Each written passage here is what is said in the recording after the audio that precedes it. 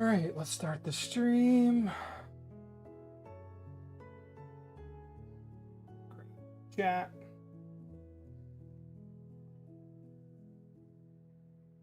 Version available. Get that late. Like it worked. Yes.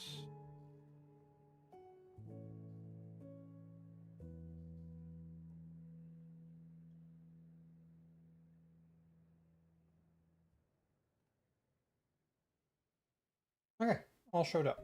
Good. Working. Pause them all. Oh, Twitch is telling me it's on. Oh, we're fine. All right. I do have to update. So the first thing I'm going to be looking into is I want to look into the Russian and Ukraine war a little bit. We hear a lot about what's going on in Iran, and I think that kind of masks what's happening elsewhere. Just chatting. Chat. I'm gonna try and do this more. Update exactly what I'm talking about.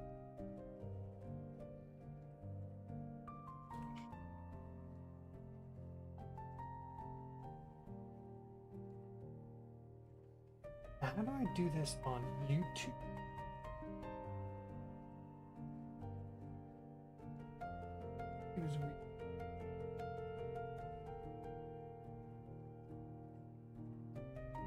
Stream settings. There we go.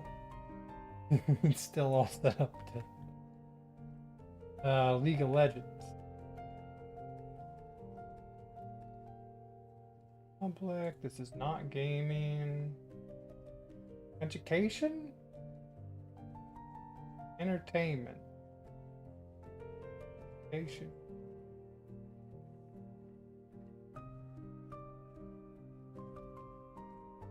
Alright, that should all be done. So, we're going to look into the Russian-Ukraine conflict, what's currently going over there. I've been hearing a lot about like new autonomous weapons that specifically Ukraine is using. And so I want to look into that because, you know, that's scary stuff. Autonomous drones, these are the first thing that when the AI takes over, it'll be able to fully control, right? When we end up in a conflict with an AI, so best to at least know what's happening. All right, here's a comprehensive breakdown of both topics. The current state of the war in Ukraine, May 2026. The front lines. The war is now in its 5th year since Russia's full-scale invasion on February 24th, 2022. The front line stretches more than 700 miles along the eastern side of Ukraine, and Russia's control spans across approximately 20% of Ukraine's territory, including Crimea, annexed in 2014, and large part of the Donbass region. Over the past 12 months, May 2025 to May 2026, Russia captured approximately 1,714 square miles of Ukraine's territory, an area slightly larger than Rhode Island, representing approximately 0.7% of Ukraine's total territory, with average monthly gains of about 143 square miles. That is a bog. Like that is crazy. A month they capture on average 143 square miles, 0.7%. I mean, where is that? Like 130 months or something? They'll capture Ukraine. I mean, I don't know if you can keep it up that long. I've been hearing recent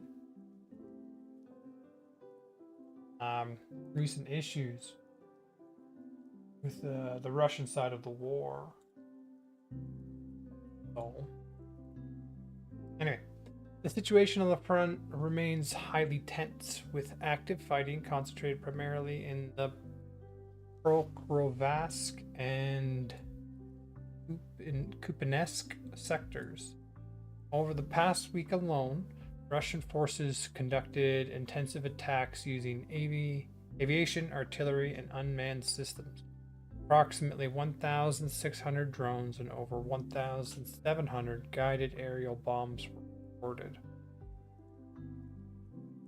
And this is in a month? Over the past week. So in a week, 1,600 drones and 1,700 guided aerial bombs. That is a lot. That's a lot of bombing in a week.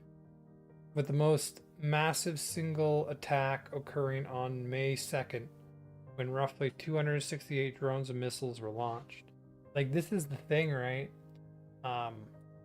Russia is transitioning into a wartime economy, and so they're producing these things in mass.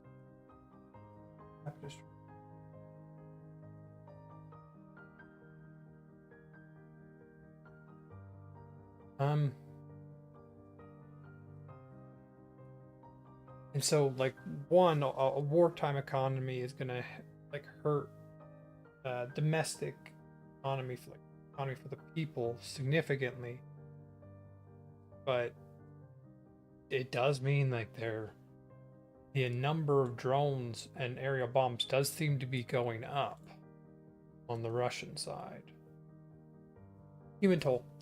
Estimated Russian military casualties, killed or wounded, stand at around 1 million, based on late February 2026 estimates from a highly informed former senior Western official.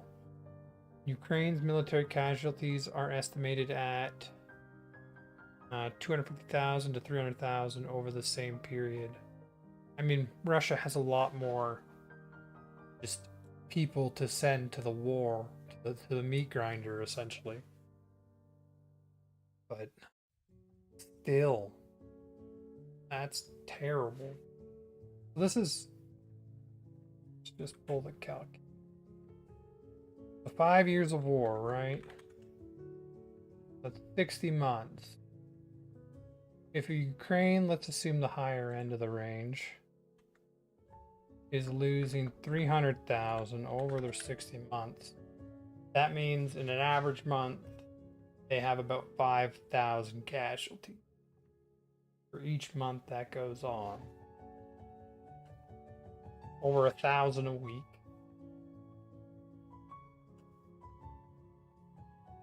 $178 a day.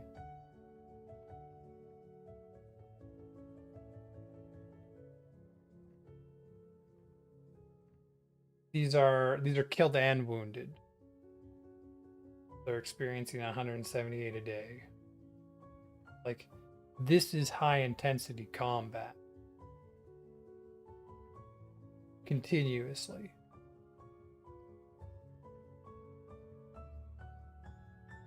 That's crazy. Okay.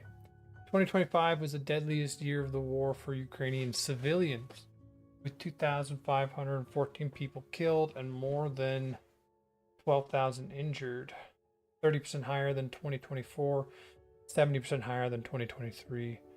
Sharp increase, like, compared to the military tolls, that's still quite low. The sharp increase in long range attacks has meant that the consequences of the war are now felt by civilians far beyond the front lines. Like, in Ukraine, they literally have roads that have mesh set up around them to stop drones from hitting civilian cars. As of May 7th, 2026, total Russian combat losses since the start of the full-scale invasion are estimated at approximately 1,338,060 personnel.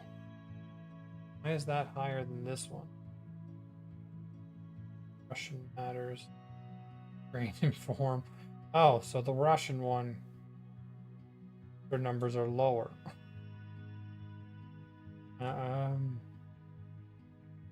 Total Russian combat losses. Since early May alone, at least 70 Ukrainian civilians have been killed and over 500 wounded in a wave of Russian attacks.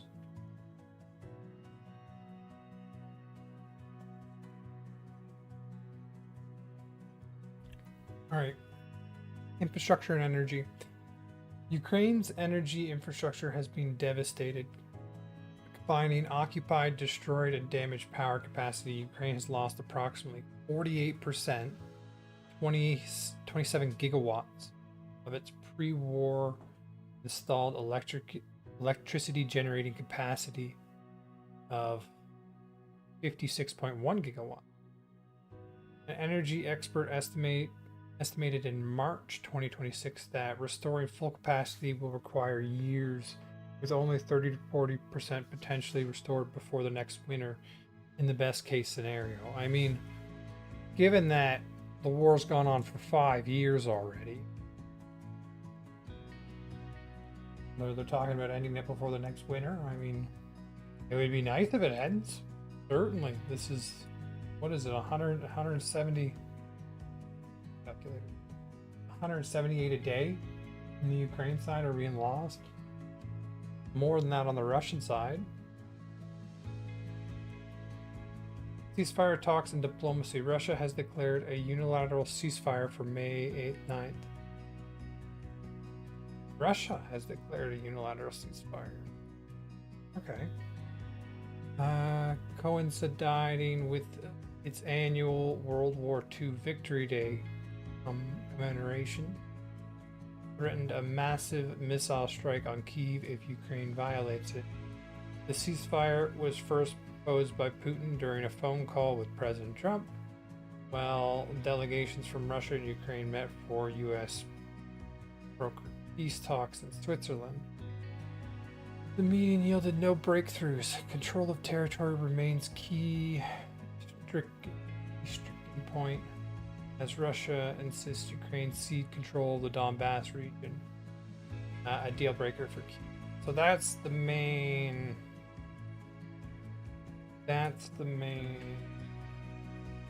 thing preventing peace. Donbass region. Like this is the eastern side. Ukraine, right? I think that. Yeah. Donbass is Luhansk and Donetsk. So they want to, like, they want Crimea, Donetsk, and Luhansk, these regions of Ukraine, in a peace deal.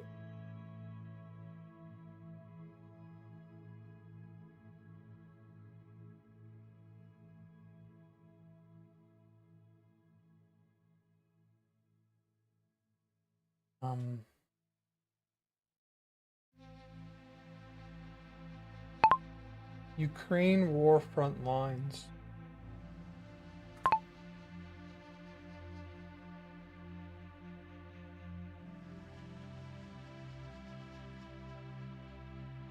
So is this the current set? Russian fortifications in Ukraine. So the actual site, the BBC. News. How old is this?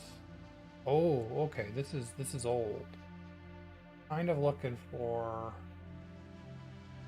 the modern front line.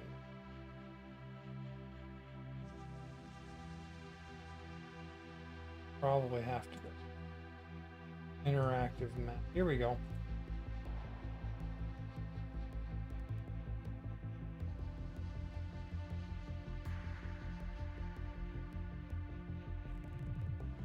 Looking at the actual lines. So Lunesk is up here. Donetsk is here. I turn some of these off. Oh, it doesn't look like it's gonna let me.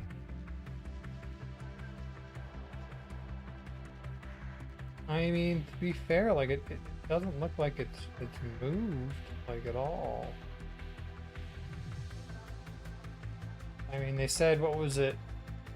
0.7% of the territory has been taken in a year. Just a slow grind.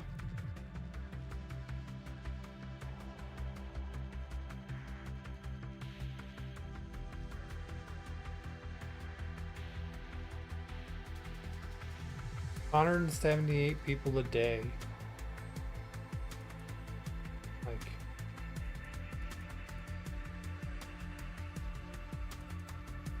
oh, I keep trying to go up to zoom. So I think this is the actual border, right? I remember that Ukraine did an offensive into Russia. Is that what this is? That more solid line is the actual border, right? That's orange. Assess Russian infiltration areas. Claimed Russian territory. Assess Russian control is the dark red. Ukraine advances into Russia. That one. The blue zone. Not this type of.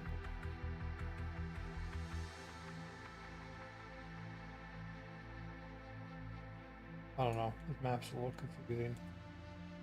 I like to turn certain things off. Ooh, we full screen this.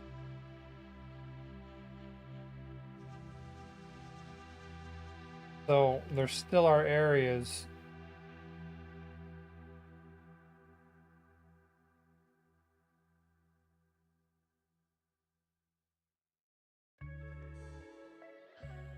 Okay, zoom out a little bit. We got all of Ukraine. Got all of Ukraine. Dark area. Russian controlled before February 2024, 2022.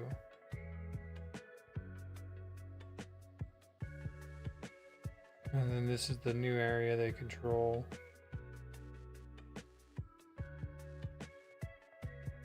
Claimed Ukrainian counteroffensive is all this blue stuff. Like, they got close to Kyiv in the beginning, right? They were coming down from Belarus. And so they did control this all at one time, and they got pushed back. But that was early on in the war. And they had another counteroffensive where I think they pushed back this.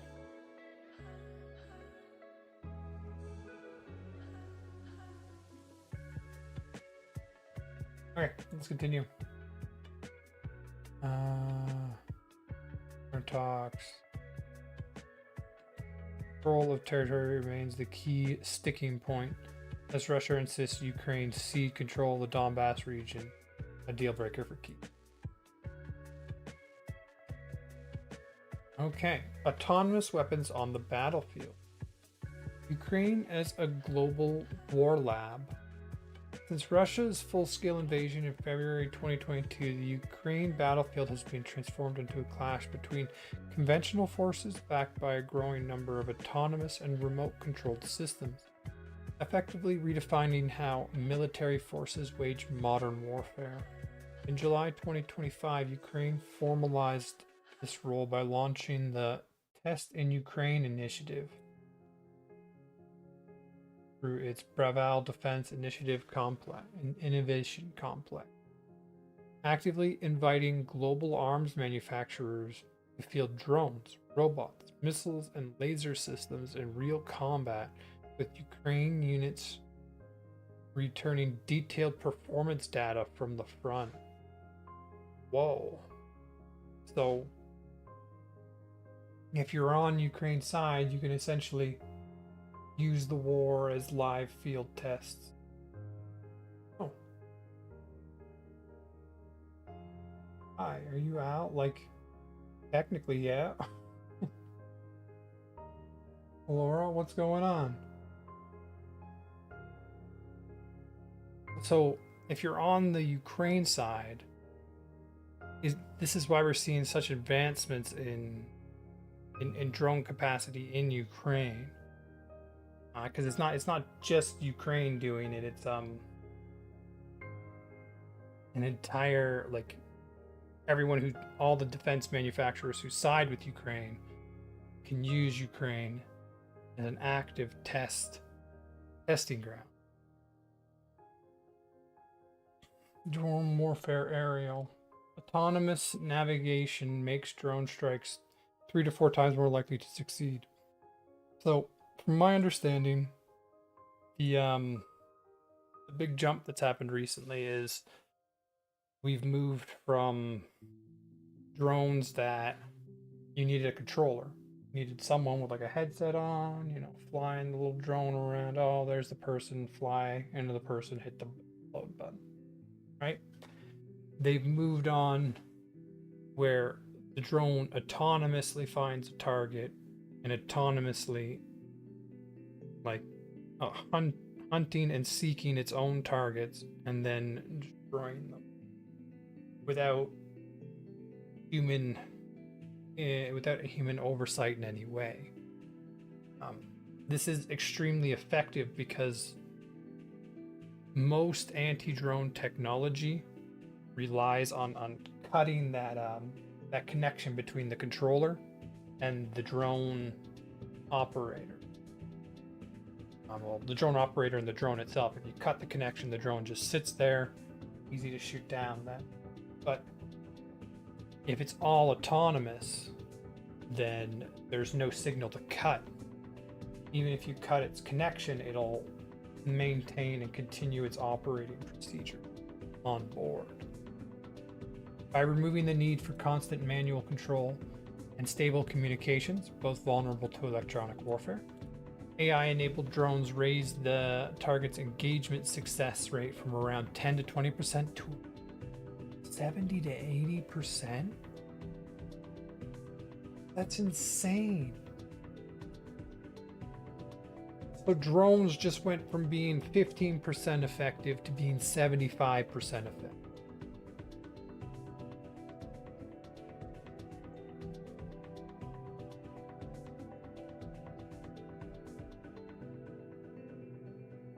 Whoa. Like that's a jump. As engineers put it, from autonomy they gain even more. The self-navigating drones rely on image recognition algorithms, and the mass deployment of Ukraine battlefields are enabling both Russian and Ukrainian technologists to build enormous data sets that improve the training and precision of those AI algorithms. So they're building murder AIs. And because they're in an active war, they're doing really well building murder AIs.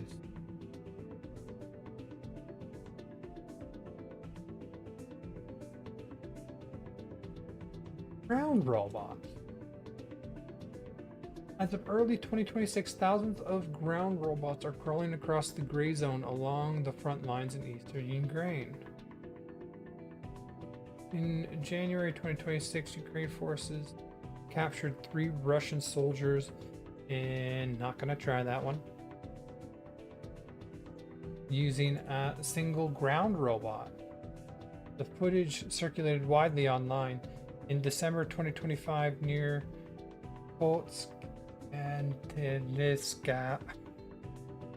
A Ukrainian droid, one of them droids, droid TW12.7 rope. I gotta have a look at the ground.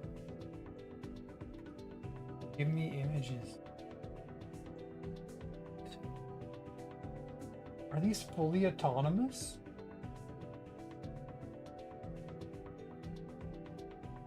Like, when someone approaches you on the battlefield with a gun, you can shoot them. Like, you can fight them. Shooting this thing isn't gonna stop it. Like,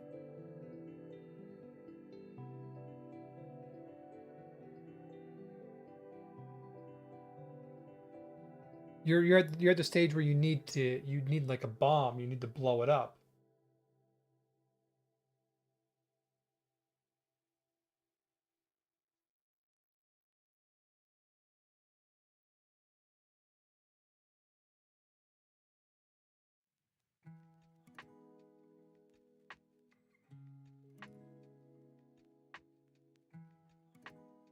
So they're basically like bullet resistant soldiers.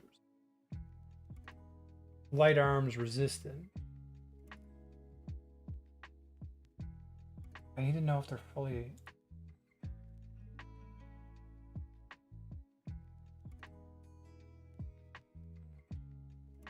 on a minute. 1 a.m.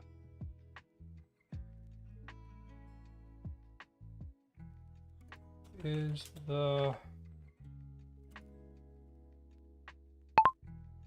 fully autonomous?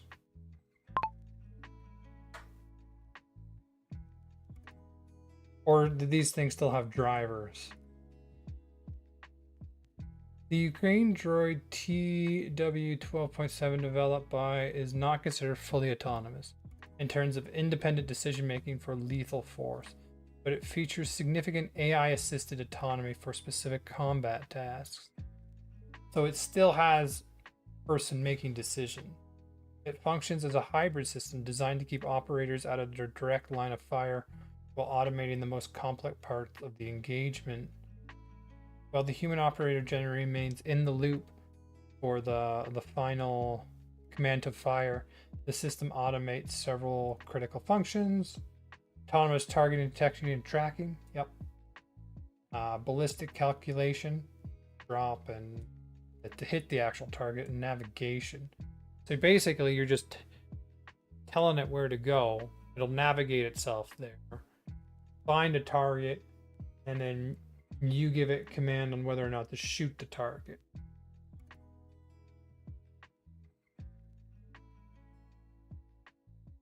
What's the other one? I think it's like the Ukraine Hornet drone.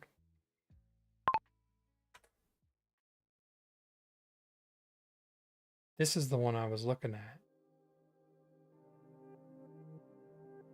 This one.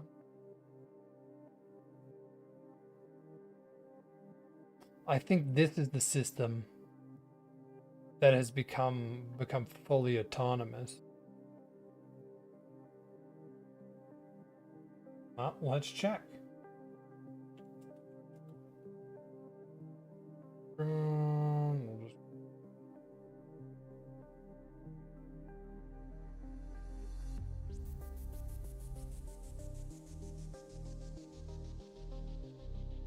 The Hornet drone, specifically the loitering munition version developed by Swiftbeat, is widely considered a highly advanced AI-enabled system. It operates on a scale of conditional autonomy rather than being fully autonomous in all mission phases. AI and features. The Hornet is distinguished by a deep integration of AI, which allows it to perform several tasks without direct human input. Terminal guidance. Once an operator identifies a target, the AI can take over the final strike phase. So it still needs a human has to give it the okay on a target. This is critical, so it's not fully autonomous. This is critical for overcoming electronic warfare. Even if the radio link to the operator is severed, the drone on board AI remembers the target and continues the dive autonomous. Target recognition. The system uses, like they've been doing this one for a long time. The system uses computer vision to calculate objects in real time and highlight them for the operator. This is something we've seen for a while. navigation, it can navigate via visual odometry or preset waypoints in GPS denied environments, reducing its reliance on vulnerable satellite signals. So even if you jam it and get in the way of its GPS, it can still hit the target.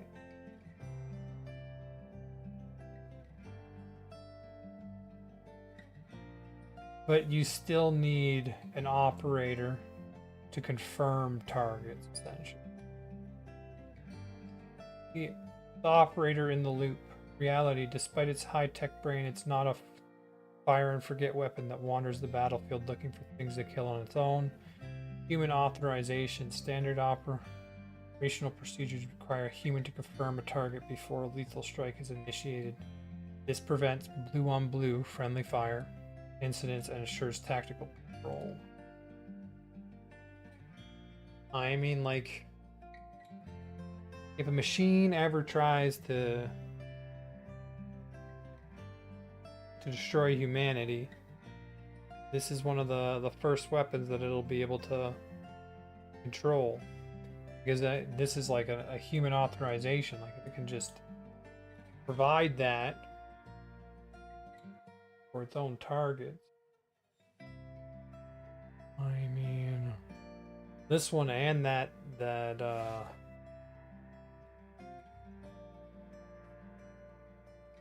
this thing, like, warfare is changing very quickly. Because if you have light arms, there's nothing you can do against this. Like, you can't stop that. It's basically like a mini autonomous tank.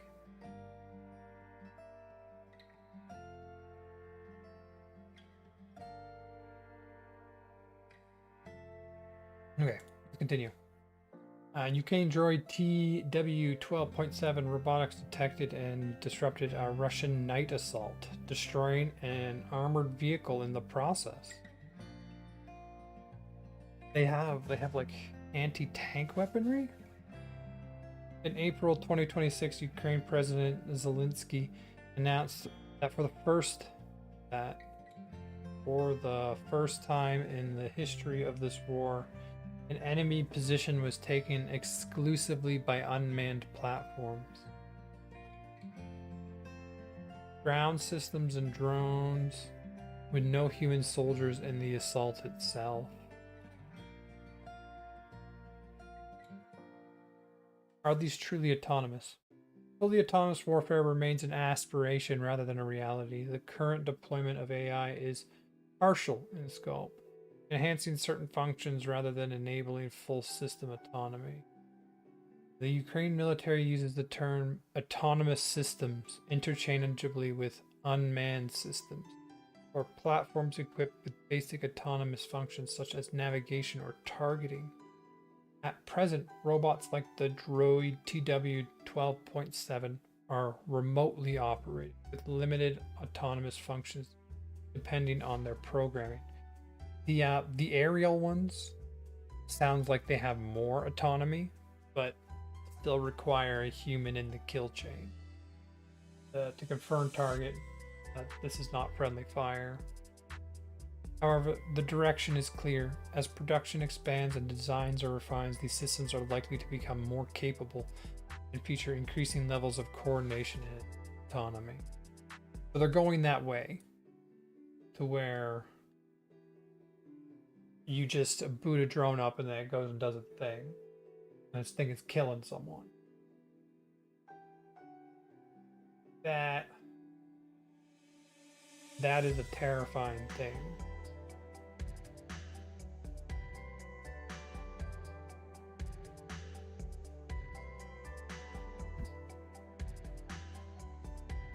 It's something we probably wouldn't have or even be close to if there wasn't a war in Ukraine. Like, war is what triggers mass innovation like this.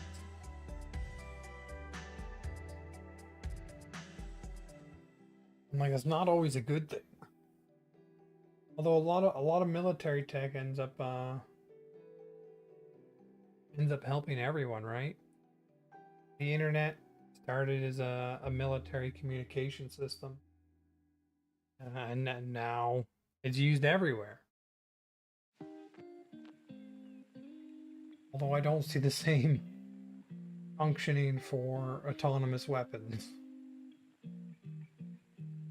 Okay. The emergence of fully autonomous drones, so-called killer robots, has triggered fierce international debates. A UN report suggests that Turkish-made Karu-2 loitering munition drone, operating in fully autonomous mode, identified and attacked fighters in Libya in 2020. Really? Yeah, those ones are scary.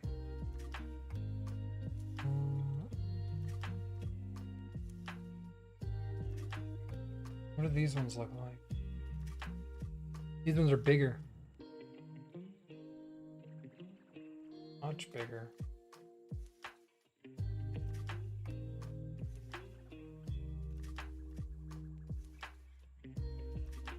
And they say that in 2020, identified and attacked fighters in Libya. Experts warn that existing international laws are insufficient to regulate autonomous weapons that may target and kill without human oversight. The United Nations Institute for Disarmament Research is set to meet in June 2026 to examine the implications of AI for international peace and security. Despite the advances, Ukraine's expanding robot army remains incapable of carrying out many military functions that require infantry, such as clearing and holding urban terrain. Analysts argue that ground robots should be viewed as an important part of Ukraine's evolving defense that can help save lives while raising the cost of Russia's invasion, but not as a miracle cure for manpower shortages.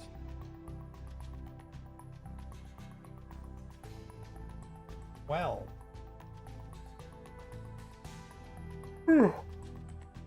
Oh. The situation remains deeply fluid.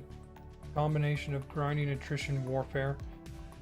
We saw that, right? 178 casualties a day, wounded or killed on just the Ukrainian side.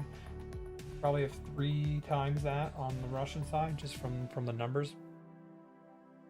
Devastating civilian strikes, stalled diplomacy, rapid technological evolution on the battlefield makes this one of the most consequential and closely watched conflicts of the 20th. Yeah, we're not gonna watch a document. I think this one had shorter video. Between landmines and fears, everyday life in war-torn Ukraine. Like, remember, there's a lot of people.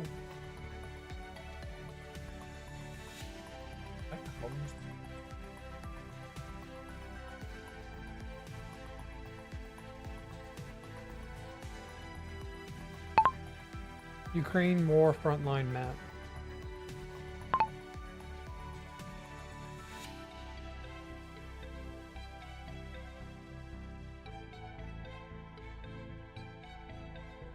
Like, there's a lot of Ukraine where people are just trying to live their everyday life. And if you're near border, you're open to drone attacks, to bombs. Like, none of that is good. I'll turn off the. I don't want. Does Ukraine occupy any of the Russian land still?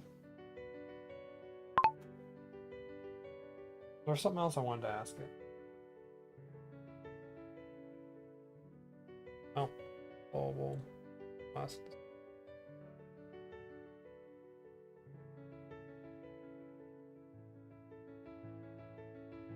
Yeah, the Russian figures are 101.338 million personnel killed or wounded. Ukraine's estimates 250,000 to 300,000.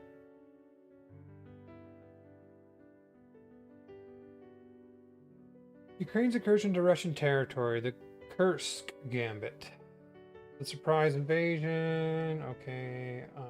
The retreat, a new incursion, bigger picture. Interestingly, April 2026 marked the first month Russia suffered a net territorial loss in Ukraine. What? Weren't they gaining land? And now you're telling me that they're actually losing land? Like, they gain like 100 something kilometer miles squared a month.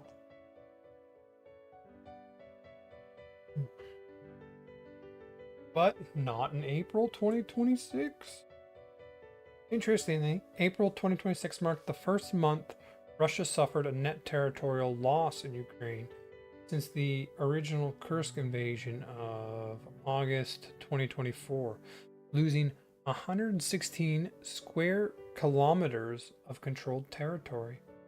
Russia's rate of advance has been steadily declining since November 2025, but they're using more bombs, but they're losing territory, with average daily gains falling to 2.9 kilometers squared, down sharply from 9.76 kilometers squared per day in the same period of 2025.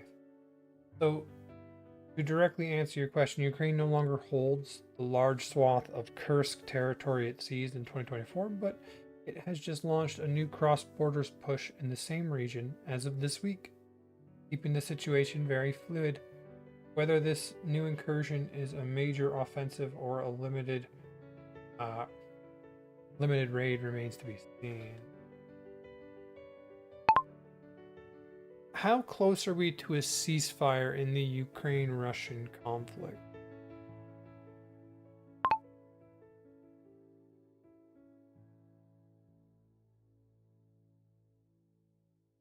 Let's kind of want to watch this one, but let's see if we can find something that gives us more of an overview. Ukraine drones almost completely destroyed Putin's security site in Crimea. Russia just lost this war. Ukraine goes on the all-out offensive 2 days ago.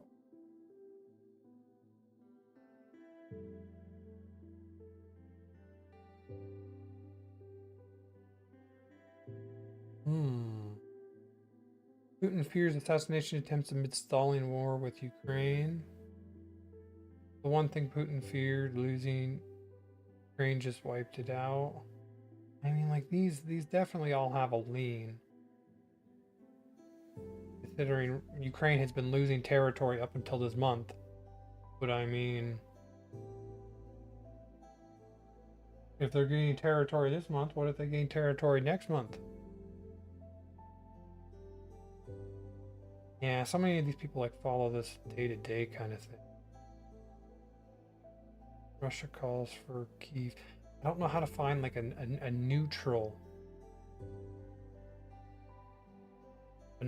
take on this.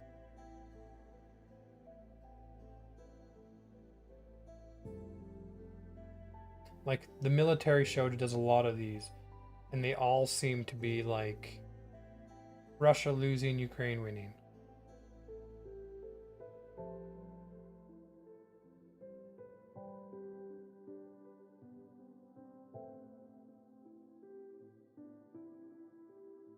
Okay, well,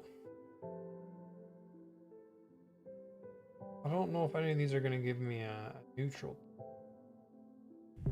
I do want to look at this. Between landmines and fear, everyday life in war-torn Ukraine. Short DW documentary. 12 minutes. We'll look at that after. Let's see here.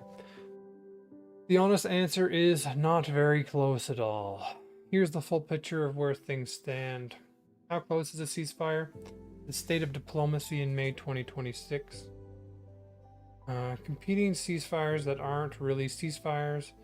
The most telling sign of how far apart both sides are right now is what just happened this week. Russia and Ukraine have declared competing unilateral ceasefires. Russia announced its ceasefire for May 8th to 9th to protect Victoria Day, while Ukraine declared its own separate ceasefire for May 5th to 6th. These weren't agreed upon truths. They were essentially PR moves by each side to claim the moral high ground. Ukraine's foreign minister said Russia violated Kyiv's unilateral ceasefire almost immediately, launching a barrage of airstrikes with 108 combat drones and 3 missiles. This shows that Russia rejects peace, and its fake calls for a ceasefire on May 9th have nothing to do with diplomacy. So in other words, the 5th, the 6th, so a couple days ago, that one was immediately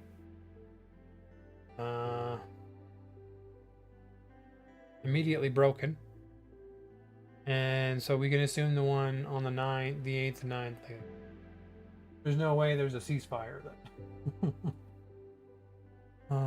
I don't think that one's going to hold either. Ukraine's foreign minister said Russia violated Kyiv's unilateral ceasefire almost immediately, launching a barrage, airstrikes. Okay, yeah.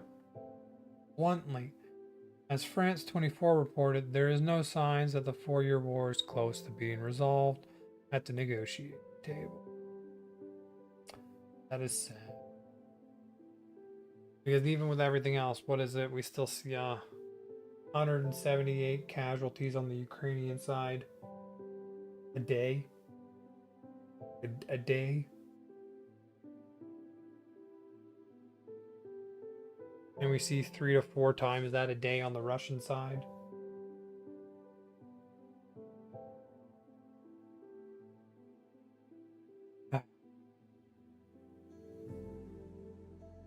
Is this just like a permanent war now?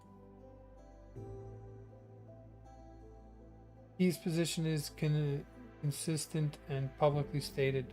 Sovereignty and territorial integrity are non-negotiable, and any peace framework must provide credible security guarantees without coerced territorial concessions. Moscow, by contrast, is pressing for formal recognition of its territorial control in the occupied regions, and for Ukraine to renounce NATO membership, demands Kyiv rejects as incompatible with statehood. So they're still a long way away. Like, they're nowhere near each other in negotiating. The fate of Donetsk province is the central flashpoint. Russia currently occupies about 75% of the province and adamantly demands the rest, roughly 2,000 square miles that its military has failed to capture despite 4 years of effort. Ukraine just as adamantly refuses to hand it over, and about 200,000 Ukrainians call that land home. Trump's roles, big promise, little progress. Okay, let's just get to the bottom line. The gap between the two sides remains vast on territory, on NATO, on security guarantees, and fundamentally on trust. Short holiday truce keeps getting announced and violated within hours. Formal peace talks are happening but producing no breakthrough. The war is entering its 5th year, with both sides still fighting intensely. Most analysts see the path to a lasting ceasefire as long and uncertain. Dependent less on diplomacy right now and more on shifts in the battlefield or in political will, particularly in Moscow.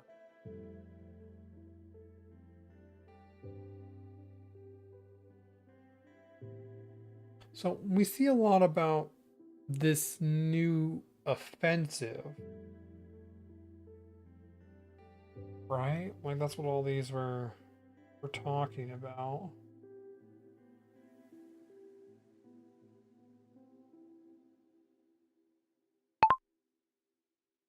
I keep seeing news about a new offensive by Ukraine. Can you go into more details? Is there any current offensive action by Ukraine? This one doesn't know how to put commas in.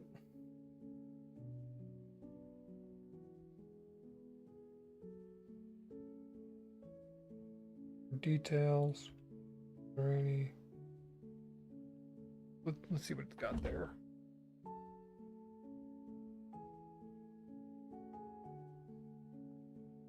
Background music going. We're good. Yeah, I'm starting to really like Claude. I wish its voice mode was a little different, but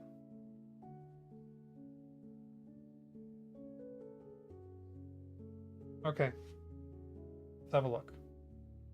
Ukraine is actually conducting several simultaneous offensive operations right now across very different domains. Here's the full breakdown. Ukraine's current offensive actions. Ukraine is not sitting back defensively. It's waging an active multi-front offensive campaign operating on 3 distinct levels simultaneously.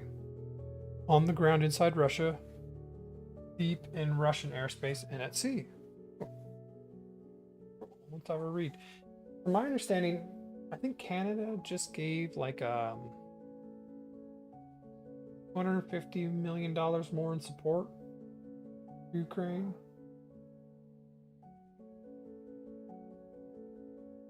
Maybe I'll ask that next. The new Kursk ground invasion. Oh, so Kursk is part of Russia, right? This is the most dramatic and headline-grabbing offensive move. Late on May 4th and into the 5th, an armored Ukraine wasn't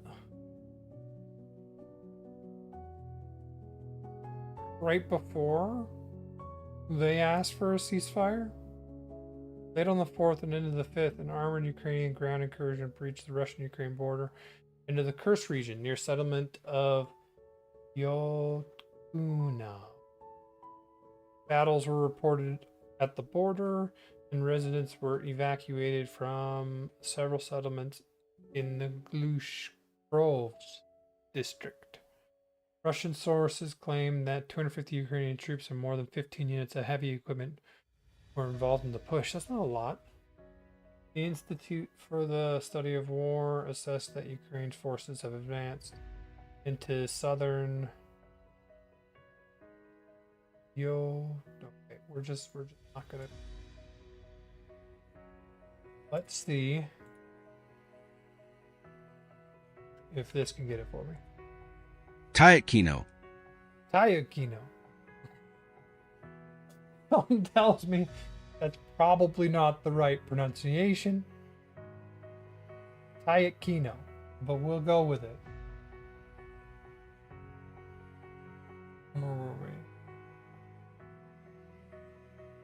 Southern Tayakino, and taken up position there, based on May 6th footage of a Russian airstrike on a building in a town. Russian sources claim Ukrainian forces had seized up to 2 streets in Tayakino, with footage published over the following days indicating further Ukrainian advances in and around the settlement.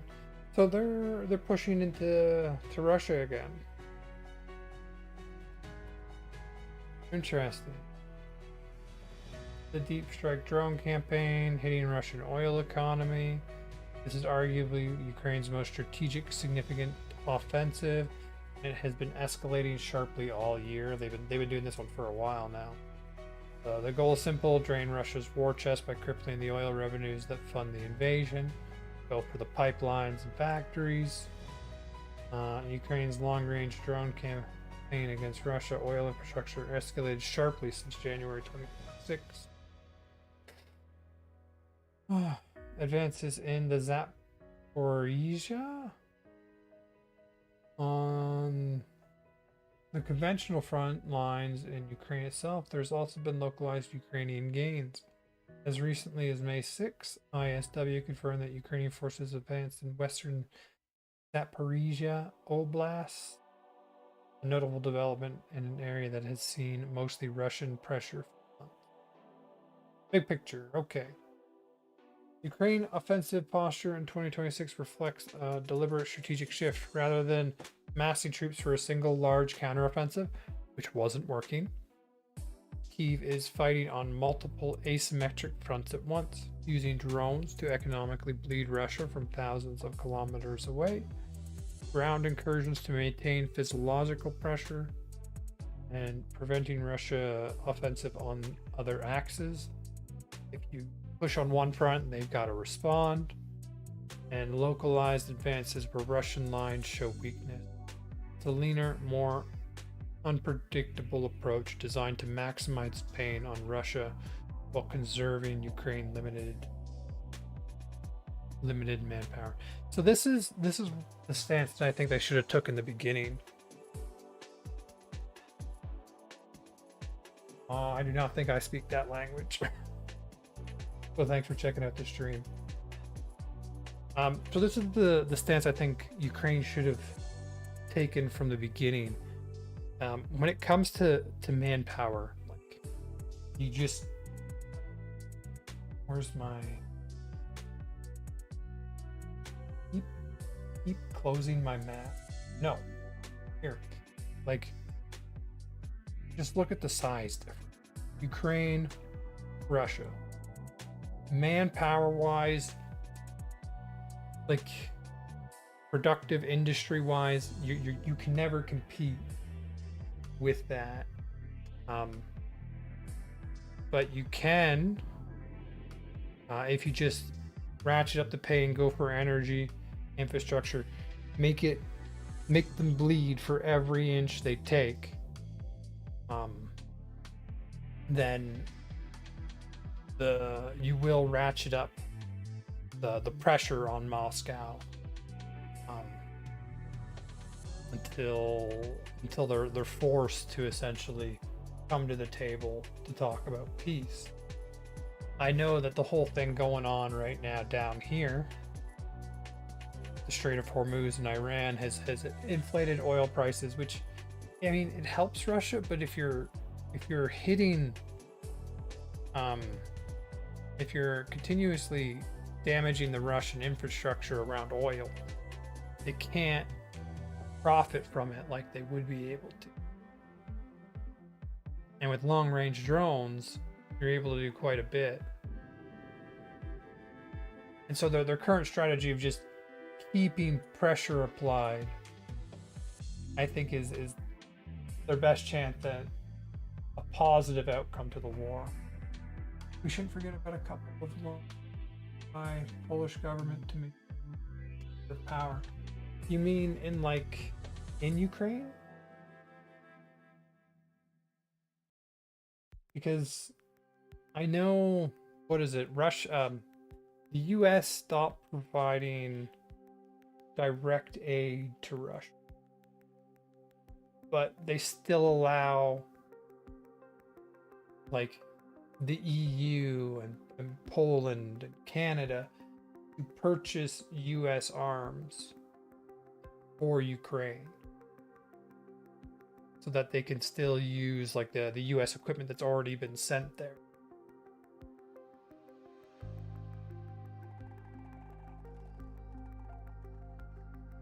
Right?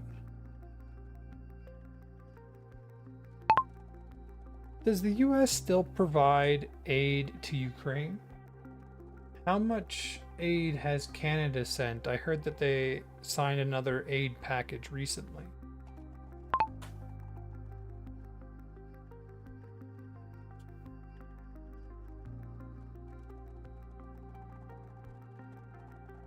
Poland government to me. So the Polish, you're saying, are giving loan. I think they're just giving a lot of military support. How much military support has Poland provided? Okay. Does the US still provide military aid to Ukraine? Separate that. How much? And I heard that they signed. Okay. Let's see what it gets there. I know I said I'd watch this video. We'll get to it. I end up going down these rabbit holes. But yeah, just the size difference. The idea of winning a war, you have to get war exhaustion to the point that they come to the table for peace. I think that's the only way you can get out of it.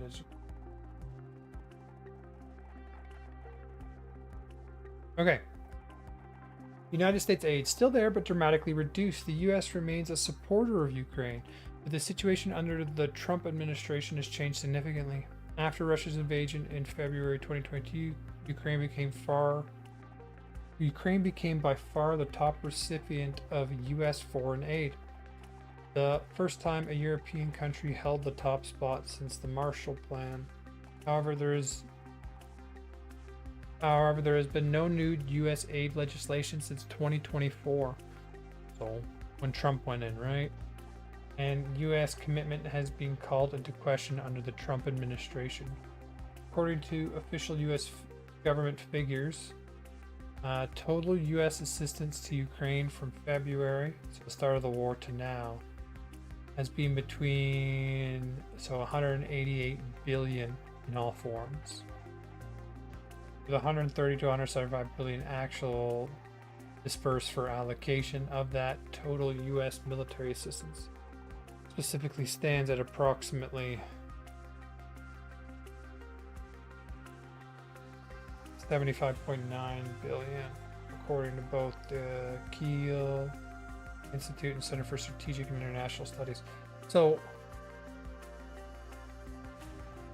military assistance, total assistance,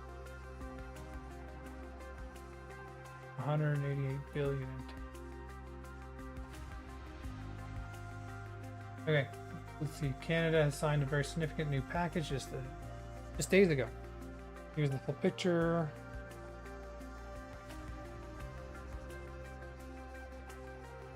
There were a couple of loans, but it was more like donations. There's for sure lots of weapon donations.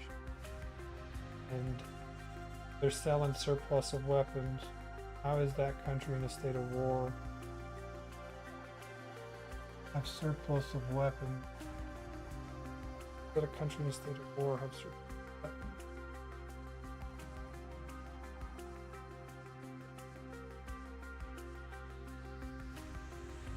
I mean, I know specifically that these countries all in here, Poland, Lithuania, Estonia, and Latvia, like they're some of the highest per capita supporters, just because bordering Russia.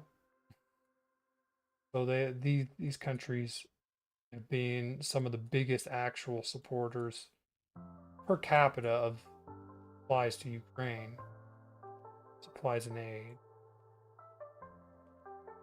more so than the other countries. The latest package, another 270 million through NATO prioritized Ukraine requirement list.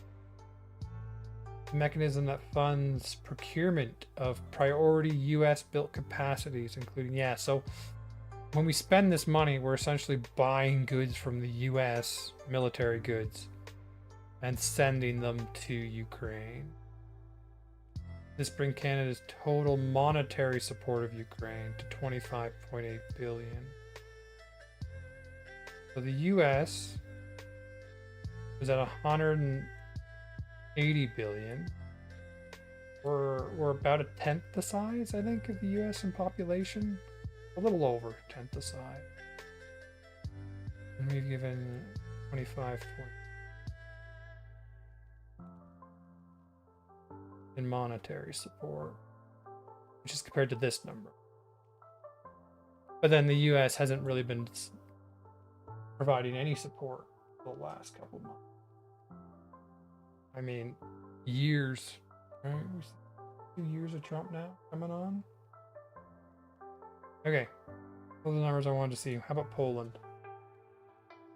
Poland rules deserve special attention. Geographically, it is the main artery through which Western aid flows into Ukraine. Total military aid. Poland has provided approximately, we'll just go in US dollars, 4.9 billion in military assistance since the beginning of the war.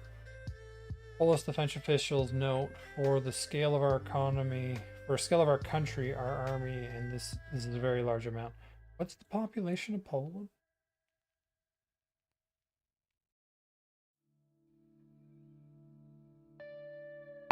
Population of Poland.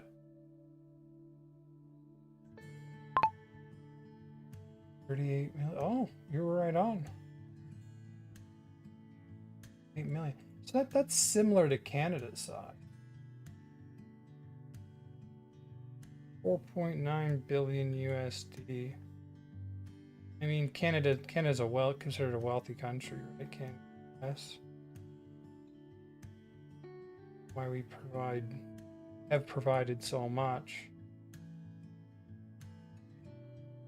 For the scale of our country, our army, this is a very large amount. Early leader and ongoing. No, okay, big picture on Western aid. For the first time since the war began, combined European aid now tops US contributions.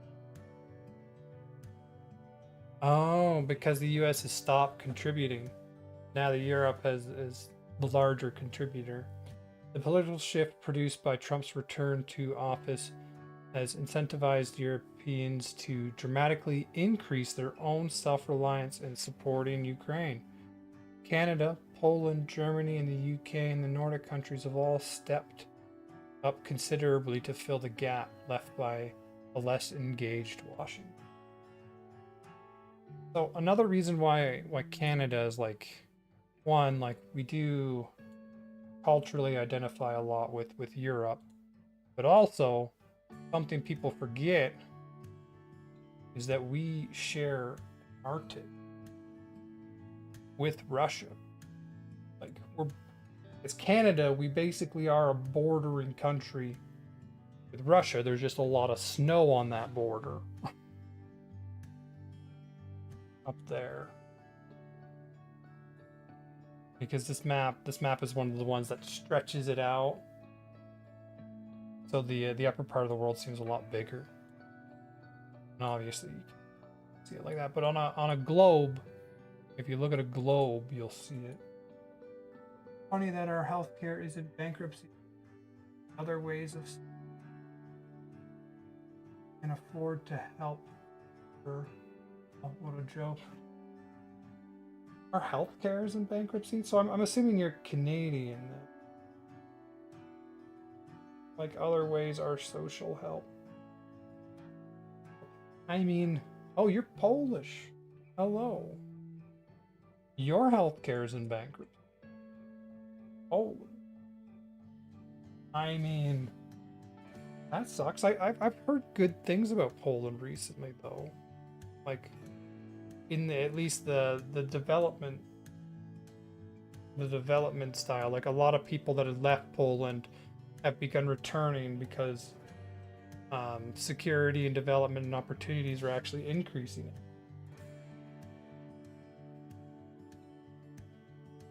Poland was one of the democracies I was going to look at some point.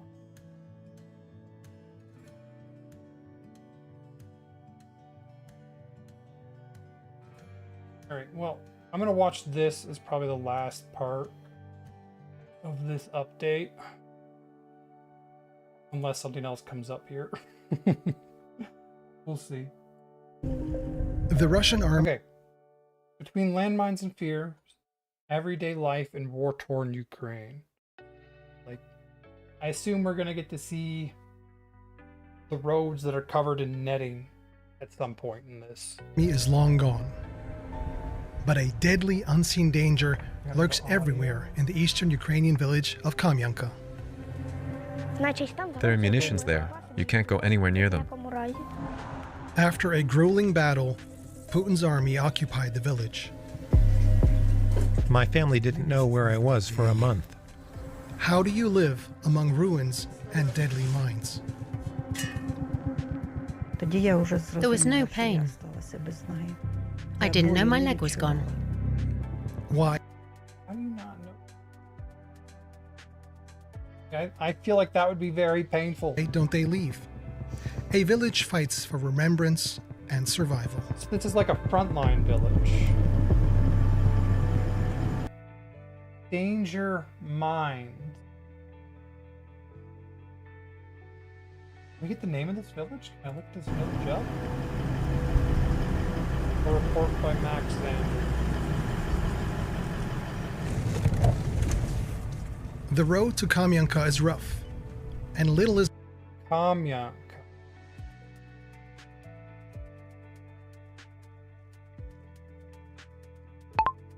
Kamyanka.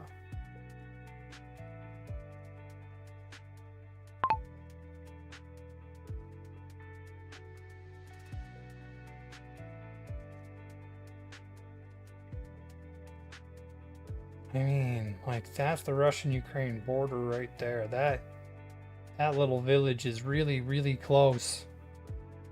Like, a lot of the fighting is over here in the Donbass, but the front line extends all the way across here, right? Too close to the border for me to feel comfortable living. Can I get a drop in here? No. Where can I get a drop in?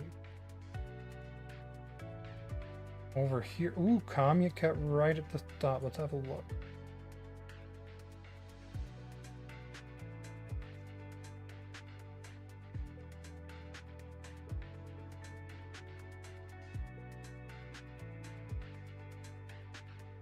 We don't see any, which is like a normal house. Okay. is left of the village in East Ukraine. Before the war, around 1,200 people lived here. Okay, they showed you. Barely 100 are here now. Oh, they're being encroached on from the right-hand side. Yeah, I mean, there's a lot of good things.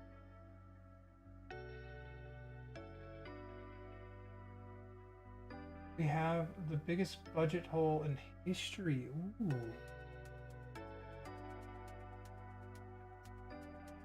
Government isn't constructive European Union policies because the Prime Minister is literally Germany's envoy. We have something like the American political system. I mean, that comes with a lot of problems. There are two main parties, two parties. KO, Citizen Coalition, EIS, Law and Justice, that are essentially the same and fundamentally do the same thing. We have a welfare. What's the budget?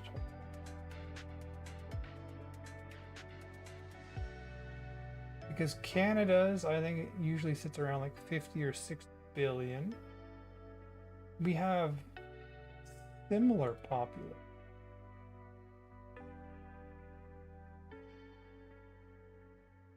What is the budget for Poland for 2025?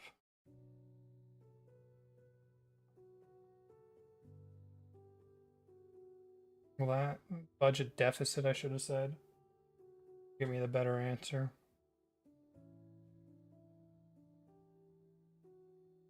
Okay, approximate amount, budget deficit, 72 billion. Total revenues, total expenses. So it's a little higher than what we have here. I know a lot of our current, like, we also kind of have a welfare state. A lot of our deficit is actually caused by, well, one, right now we have the trade war with the US. Like, they still heavily tariff our steel and aluminum, which are some of our biggest exporters to them. They still have massive tariffs on those, which hurts the deficit, because then you got to support those sectors.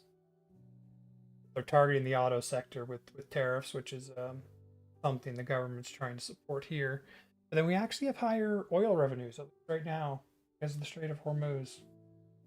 Is at least where I live in Alberta, we're seeing like a less of a deficit, not a surplus, less of a deficit.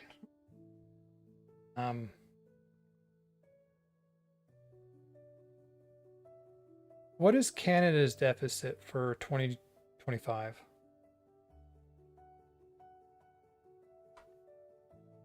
I think it's around like 50 or 60 billion.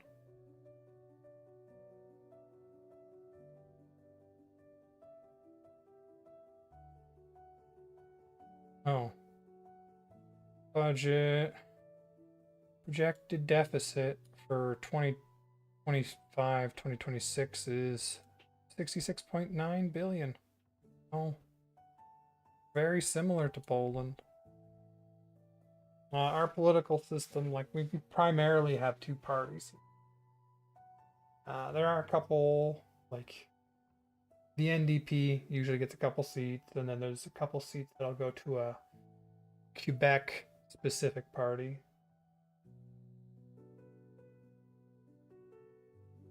I mean, I was referring to Polish history, not her.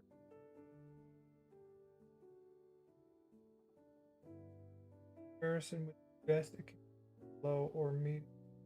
I mean, everyone has less of a deficit. US being the global reserve currency allows them to run such a higher deficit. There's a couple weird countries, like Japan is really weird with how they run their deficit, because like their deficits with their own banks and people, and they do something weird. I know, but like Japan's about to have some pretty big issues with their deficit. I don't know what's gonna happen there. There are some worrying signs. They kept their rate so low for so long that it kind of became like the Bank of the World, where people would take loans out in yen, fuel their deficit, take the money over to like China or the US, somewhere where they get better returns, and then use that money. And that all works until Japan starts to raise their interest rate, which they've begun to do. And so that whole system's about to get a shakeup, which is going to be interesting. Like, that's going to affect the global economy. I didn't finish this comment. I asked about best Polish healthcare system and its problem. I mean, like, we've got enough issues with our own healthcare system. Oh gosh, the healthcare system. I mean, do you guys have does Poland have a single payer healthcare system? How does it do compared to Canada? That's literally joke. Need to wait for operations like a couple of years. I mean, ours isn't that great. It's under a lot of strain. Like, a lot of people talk about the aging population, right? And the pressures that's going to put on our economies. Nobody's done anything about it. Like, we keep talking about this problem that's going to happen. The problem's here. No solutions have been proposed for how to fix it. Why have we not looked at solution? You're saying that I should not invest with Japanese companies. Noted. I mean, I wouldn't put it into the Japanese stock market. I mean, the yen carry trade for the longest time was like a free money glitch in real life for banking institutions that could take advantage of it. Like an average investor couldn't do this, but large institutions could, and they did in mass. Like, you would be shocked how much money was taken out as debt in Japan in order to fuel, because Japan had no interest rate. They were zero. Take infinite money and then go take it elsewhere. Okay, let's have a look here. Poland operates a single payer system, so just like Canada, although it's structured differently than Canada's. Well, Canada's uses a TAC-funded model. Okay. The government pays for private and public delivery. Poland uses a national health fund funded by a compulsory social insurance contribution. No idea how that differs. Okay, model, gatekeeping, coverage, universal for those paying into the system, universal for all residents and citizens. Oh, so you have to... I assume this is something that's like a job. On your job, you have to pay into the social insurance. So it's kind of like health coverage for those in an occupation.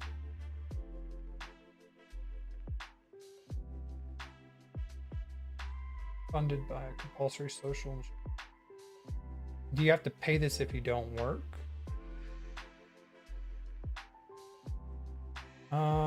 How do they compare wait times? Poland has significantly improved in specific areas. Poland's wait times for cataract surgery dropped significantly, outperforming, however, for complex procedures like hip replacements. My mom had to get one of those. Poland's median wait time can still exceed, that's a year. Often longer than Canada. I mean, like a little over half a year. Still not good. But like that's still horrible. Canada generally outranks Poland in global healthcare industry. Sorry that I will interrupt, but I thought AI better than ChatGPT. Gemini kind of look better than ChatGPT. For me, it was the guy behind ChatGPT. Founder guy, I don't like him. And so I try a bunch of them, and usually I just move once I use up all my allotted free time with it. But this is kind of how I've ranked them so far. I like Claude, Gemini, Chat. I haven't Grok up here because I haven't played with that one too. The one thing I will say with Claude, really good, but if you use voice mode, it does that whole thing where it tries to talk to you as a person. I hate that.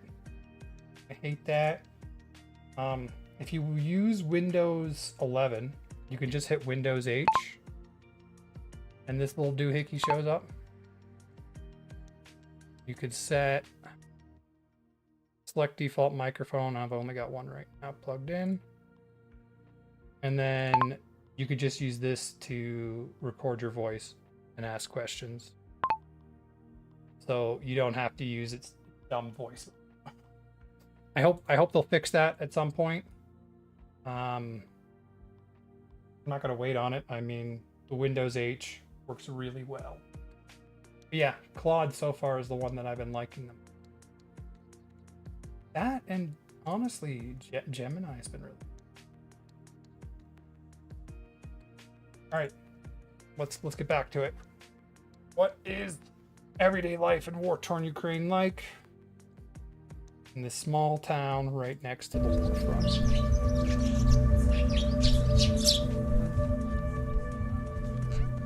Like many here, Vasil and Tatiana Hrushka live off the land.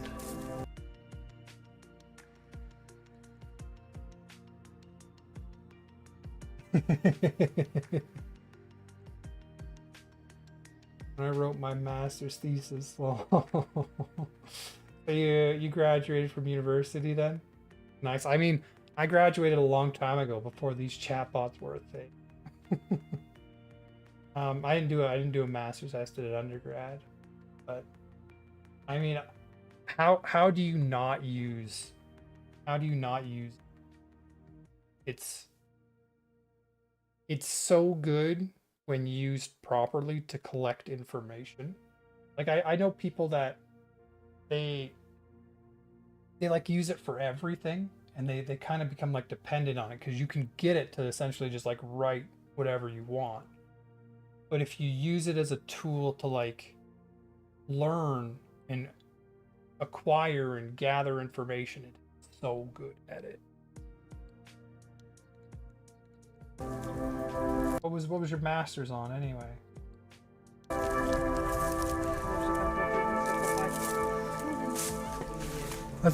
This is where our garden begins. The greenhouse we built. Do you want to see it? I'll show you. So they still have We sold a cow in the first year of the war and bought the greenhouse. We can't survive. There's like more than half their power capacity has been removed, right? Yeah, I wrote this when ChatGPT was still in version 4.0. It was very helpful for writing such a long page. I mean, I have always hated like essay writing and stuff like that. That has always sucked. But it was useful for finding the right books, especially since the topic was sometimes very complex. I mean, absolutely. The topic was smuggling people across the Polish border. So you went into an in-depth look on that, huh? I thought Poland was one of the countries that had a stronger immigration restriction. Like, wasn't Poland the one I was looking at when there was like yeah, I hid on the Belarusian border and watched them. Really? That's crazy. Because you're Belarus right there, huh? And so you have an issue with people coming from Belarus, which is very Russian aligned, with a dictator. And so you have an issue with people coming across into Poland.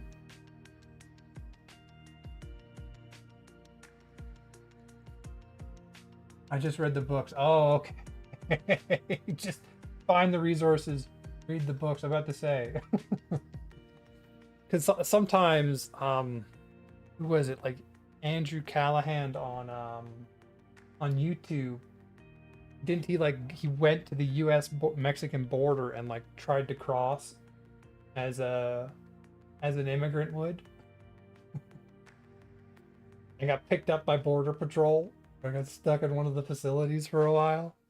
Oh, I like that video. Okay. What is this? No idea why you opened. So, their power has been affected. They've lost about half of their power capacity. I wonder if the frontline towns still Survive even have without it. power. These are the first tomatoes and peppers of this year.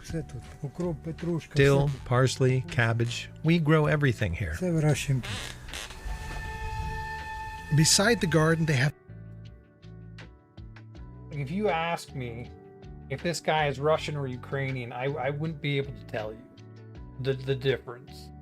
I have no idea how this conflict seemed to start from two countries that were seemingly so similar culturally and like historically, and somehow they've turned into a grinding attrition war. I have no idea how that happened.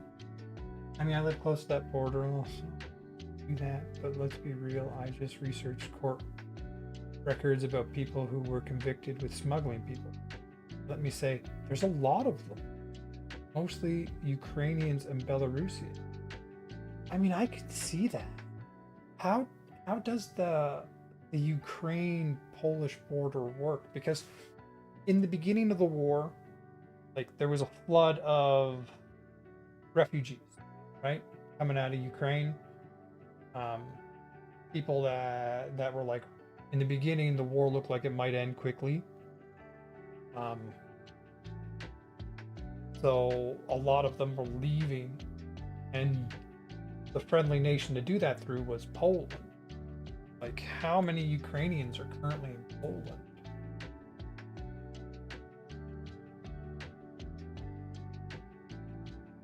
How many Ukrainians are currently in Poland? And how many Ukrainians have fled Ukraine from the war?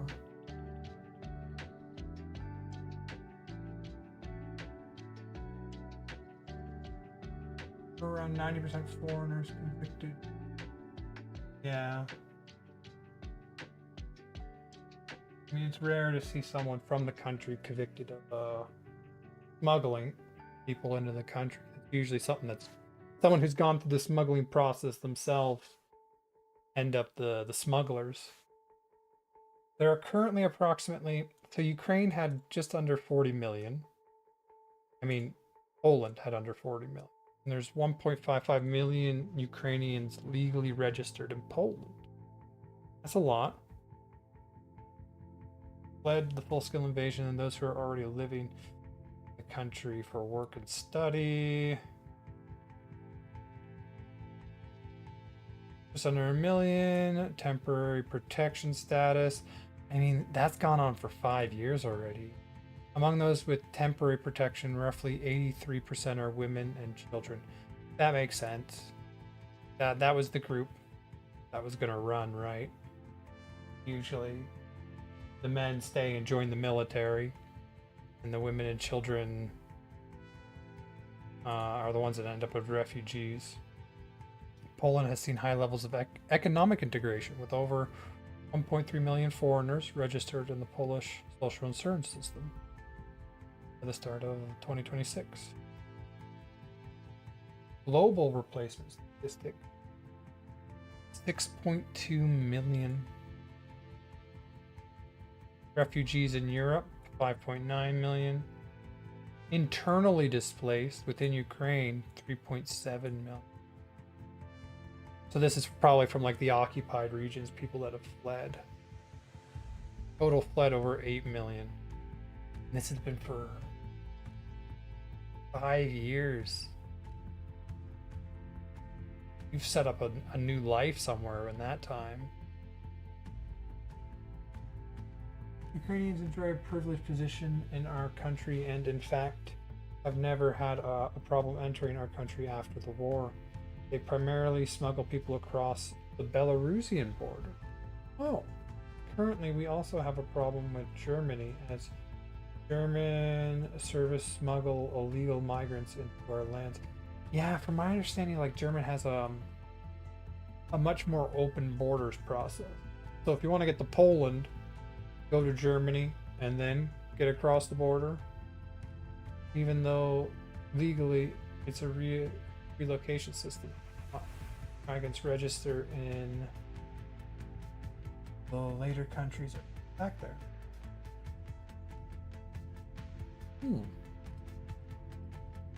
Yeah, I heard like Poland, isn't it one of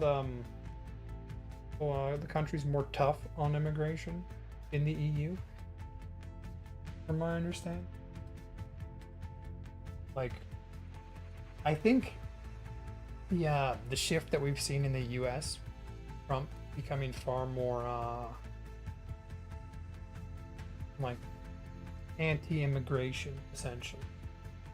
I think that's going to cause a shift in a lot of countries, because I think there's more people that agree with that stance than you would think, and want a major nation essentially toughens their borders. Then you're going to see a lot of nations follow that route, at least for illegal immigrants, which is what Trump's primarily pushing against. And so I think we're going to see that in a lot of European. And I mean, we already see this in Canada. Like, Carney has reduced immigration targets from Trudeau's era, and I expect the immigration targets will continue to come down.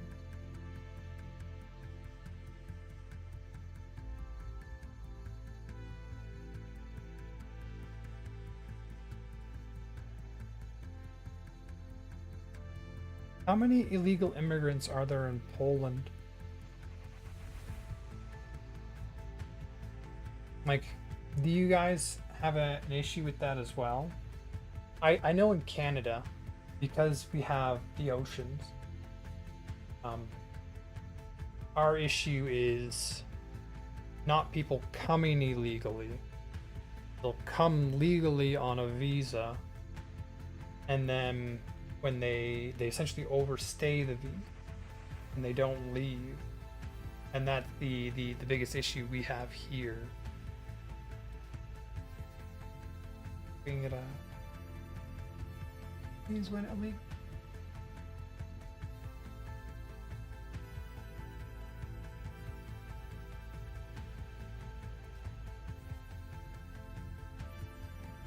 First registered, okay.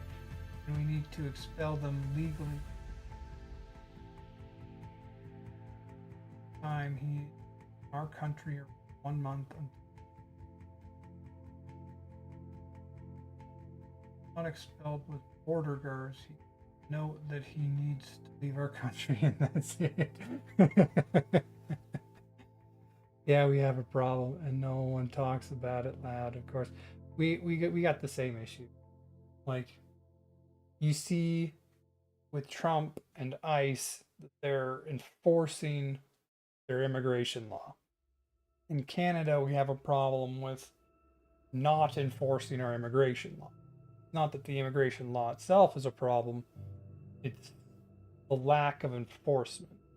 People come, they overstay their visa, and there's no repercussion. There's no cop showing up at your door trying to deport you. So, like, what's the point of having an immigration system when you don't enforce the immigration? So yeah, I get it. Although, like, they are making changes from my opinion, at least in Canada, on that. They're starting to, as public sentiment shifts, and I think, like, as much as I don't really like Trump's approach to immigration, he has shifted the Overton window. As that shifts, we're seeing far more people come out about a more just, like, an enforced immigration. Current estimates. Let's have a look. I kind of just want a number.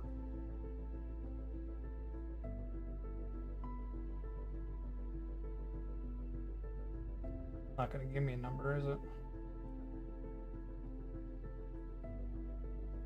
Current estimates and enforcement trends. While there is no single official census on undocumented individuals, recent enforcement actions provide a baseline.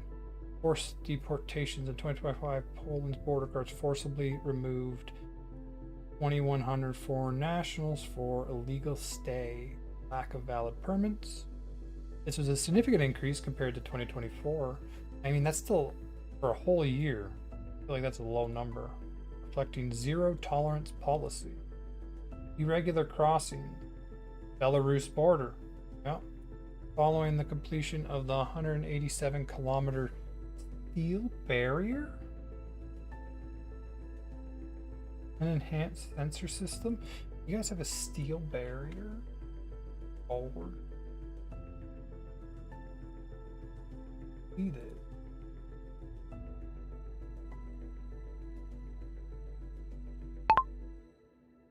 Polish and Belarusian border steel barrier.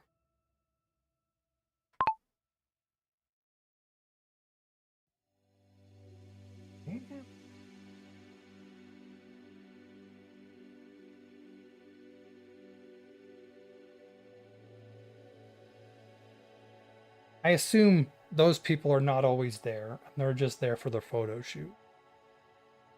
But that's quite a setup.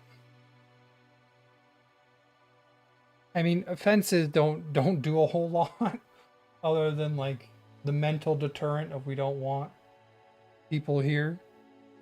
But if that's along the whole border, that's quite an undertaking.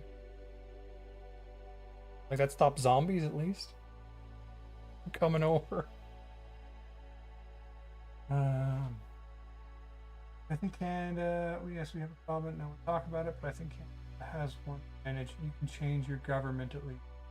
We are in EU structures, and there's always legal disputes that is weird, because, like, in a way, inside the EU, countries function kind of like states. You don't, from my understanding of it, you don't have the full control that a normal country would.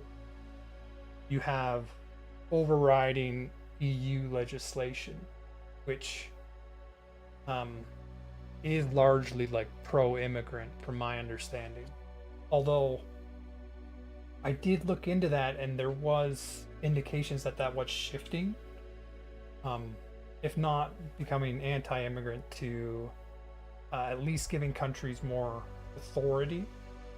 Like they were starting to allow things like, or they were pushing to allow things like having refugees or immigrants stay in their country until they've been processed before bringing them over and stuff like that. So I think we are seeing a shift there as well. There's always legal disputes. European law is more important than the Constitution. You're saying that the EU law kind of like a federal law over a state. The EU law is the one that overrides. Democrats and leftists say that's true. So changing the government don't solve the problem. Like, yeah, like I mean, you're kind of stuck in the issue of the state. You change your state government, but the EU federal government kind of gets to set the overriding laws. The zero tolerance policy is also a law. Yeah, I remember reading that.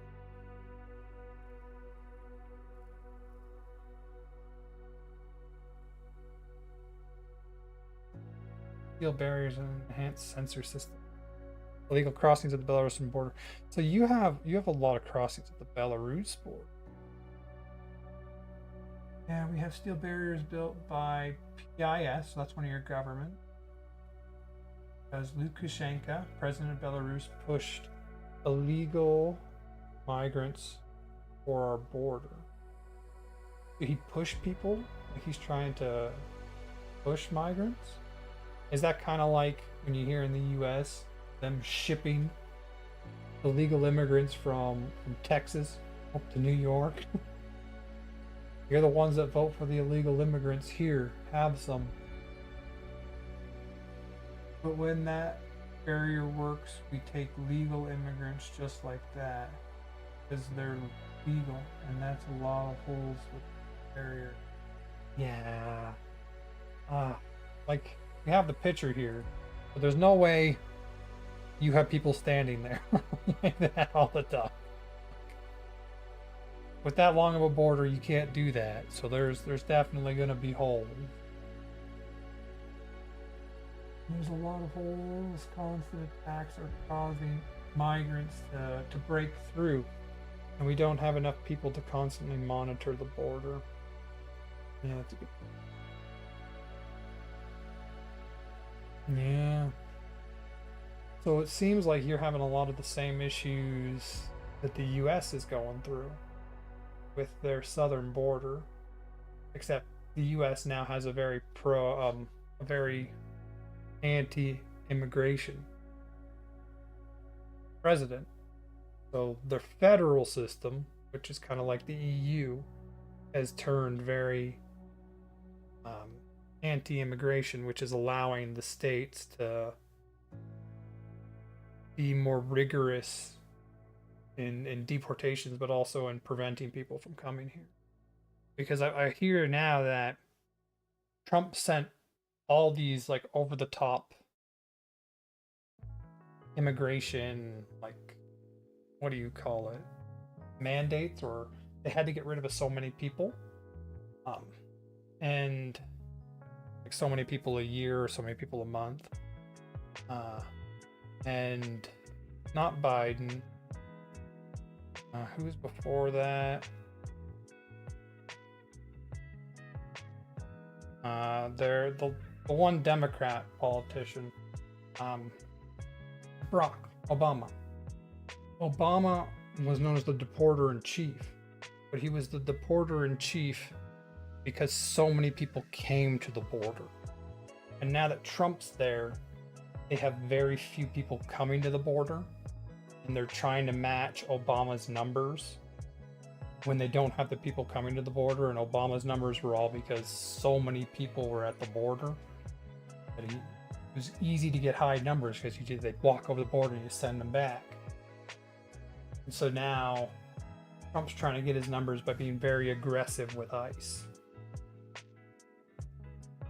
That's having some side effect.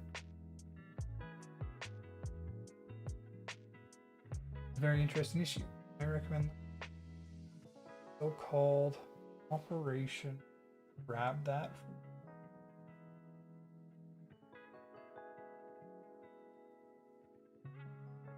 Operation Suluza, developed even before Belarus and Russia began cooperating. The idea was that Belarus wanted to force membership in the European Union by smuggling masses of illegal immigrants across the European Union, Poland's eastern border. This then escalated into a hybrid war orchestrated by Russia and Belarus, which specifically advertised passage into the European Union. So when you're talking about immigrants at your Belarus and Polish border, are these Belarusians coming across, or are these people from like the Middle East and other places in the world that are brought to Belarus and then tried to send across the border?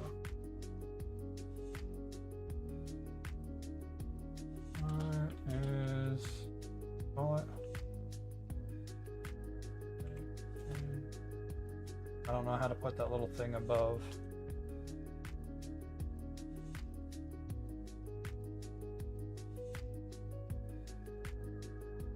Through the Belarusian border and even pay for their flights. Oh, so then these are people from elsewhere. Then Belarus versus push them to the border and allowed them to cross into. They're from Middle East. Advertised cheap flights to Belarus, crossing across Polish border in their country. Really?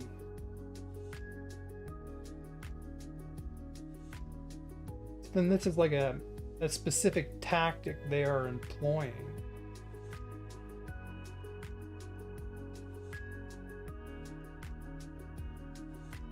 Operation Sleuth is a code name for a long-running hybrid warfare strategy allegedly developed by the Belarusian and Russian intelligence services. Primary goal is to destabilize the European Union, specifically Poland, Lithuania, and Latvia, by weaponizing irregular migration. Origin and strategy. This operation was originally conceptualized as early as 2010-2011 by the Belarusian KGB. OSMA logic is to open the sluice gate of the border. I mean, I now understand the seal fence. When they're literally running an operation to put illegal immigrants into your country,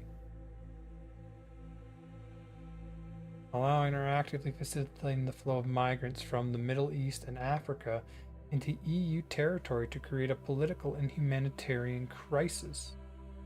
Instrumentation. Unlike natural immigration, this operation involves the state actively bringing people to Minsk via state-sponsored travel agency and then transporting them to the border under supervised Belarusian armed forces.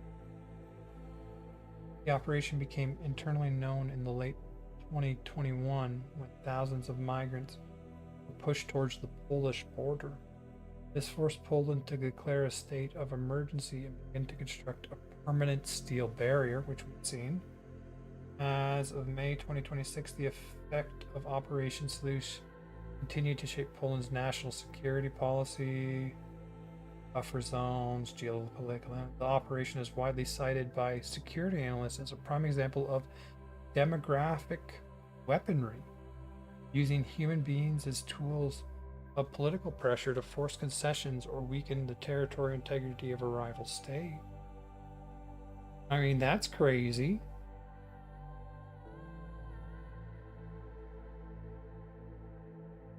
So Belarus and their primary, they're trying to destabilize the EU, primarily Poland, Lithuania, and Latvia. Active format. So the three that they're on the border of. What is this tiny little? That would be a very strange place to live right there.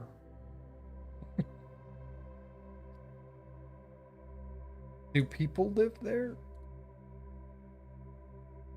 I don't know. I don't see any town. Oh, there is a town there. That would be a very strange town to live in Lithuania. I wonder if they've got steel barriers too. Like wouldn't they have to? They know well that irregular migration is causing the collapse of civilization.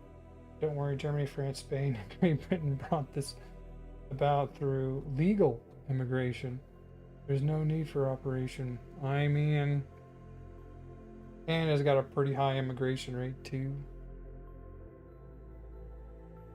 Don't know what it is, but that spot. That's a very I think that's a pretty bad spot to live. I want to see that spot on Google Maps. Just like see if I can drop.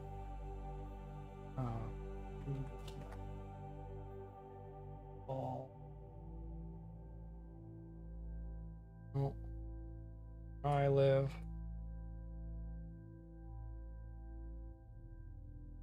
Poland, we got Belarus, and we got this very sad little town down here. Let's see.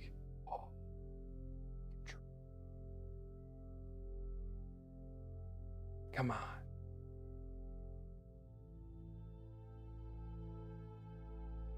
On me.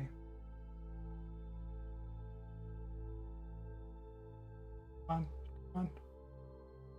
Because I'm uploading the stream to too many places. A little Lithuanian town. Farming village.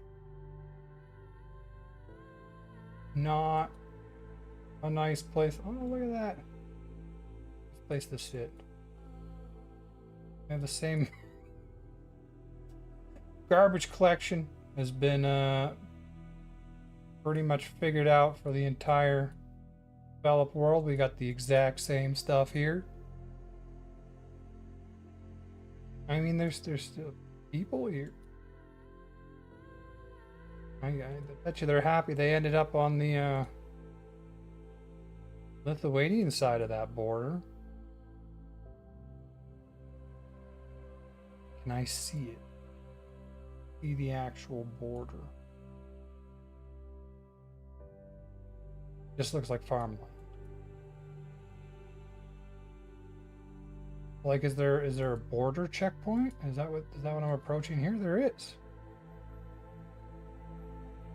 Oh. I mean, you could just go into the farmland around the border checkpoint. Oh, can't read Polish. Ain't gonna help me at all.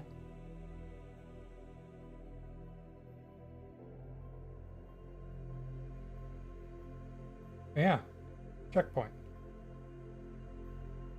Poland and Belarus. They don't have no steel barrier there, that's for sure though.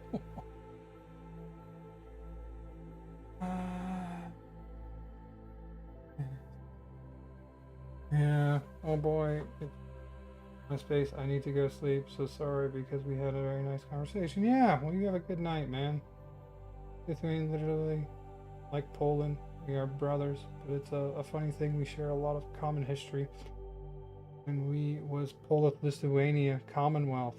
Now we are not in such close relationship. Oh yeah. There was a time there was the Polish-Lithuania Commonwealth. Used to cover a lot of this. Yeah. Great. Well, you have a good night, man. I should probably try and get back to what I was doing. Okay. Between landmines and fear, everyday life in war-torn Ukraine. Here we go. Beside the garden, they have a plot of land that they no longer cultivate. Landmines pose too much of a danger. They had to give up their cows and pigs. Their garden? Now there's only enough room for chickens and ducks. Well, their farmland. See where the weeds are? We have 16 acres there or more. We don't go there because we don't know if it's safe. We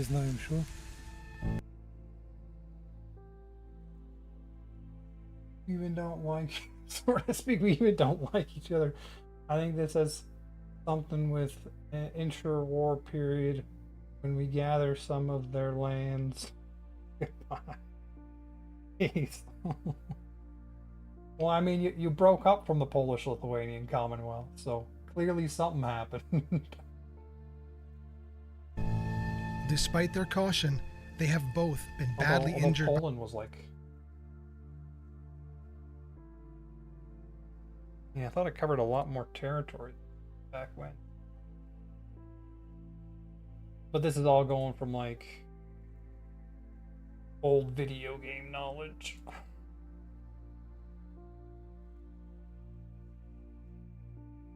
Like Belarus, isn't that a rather newer country? I don't know all the history. by mines. Okay. More on that later. Wait. Did he lose his leg to a mine? Did they just say that?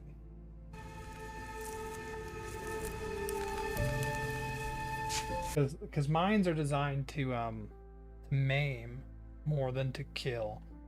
The idea isn't really to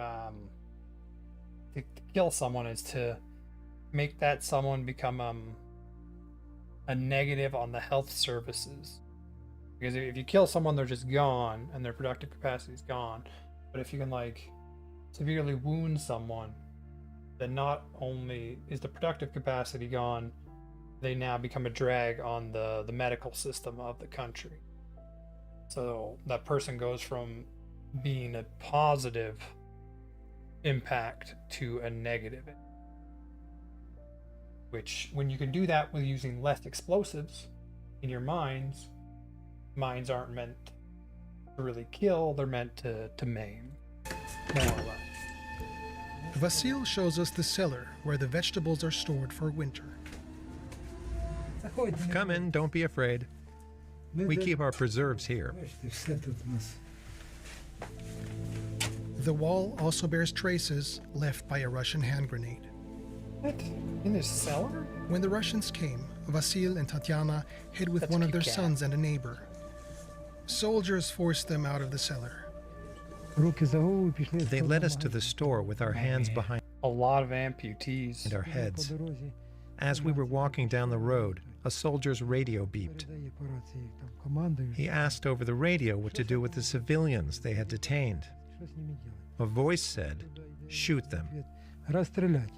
Ooh. No one was supposed to survive. We reached the store and thought, that's it, we're finished. But there were still 4 Ukrainian soldiers there who opened fire. The family escaped in the chaos and left the village for the new. Whoa. And they still live there? So they were taken out by Russian soldiers. Basically told they're gonna die. And then they got the Russian soldiers got into a fight with Ukrainian soldiers and they managed to get away. And they went back to their home, which is where they were abducted from in the first place.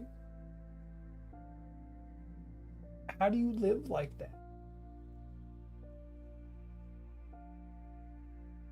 I mean, like that, I guess that's your home, right? But like, that's mortifying. Nearby city of Izium, which also was under occupation. Worried about the fate of their farm, Vasil went back alone, past Okay. Russian checkpoints to a ravaged village with no power or telephone. Sorry, just adjusting the mic. Oh.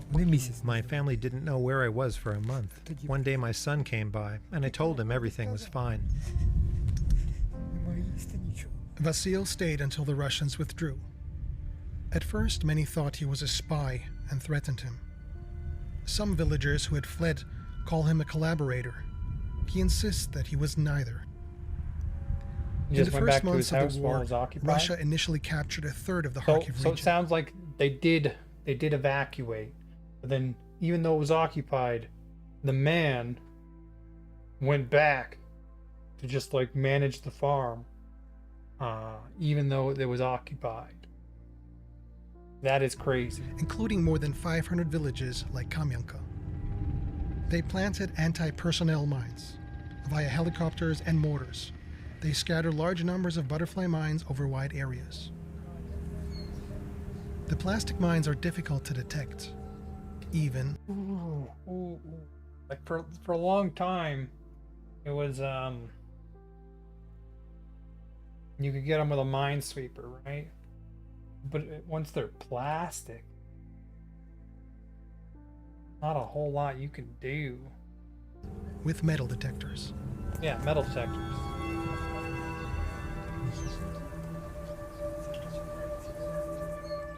They're behind the door. Artem is one of the few children still living in Kamyanka. He's that's a learning dangerous English place online to live. for a future that will likely be elsewhere. He enjoys his studies, but misses going to school. I'd rather be in class with my friends. Maybe some people like sitting alone and looking at a screen, but I don't. Це буде плюсом, для мене це мінус. What does he want to be when he grows up? Взагалі-то я хочу СБУ. I'd like to go into the security service. I want to learn how to shoot and run fast.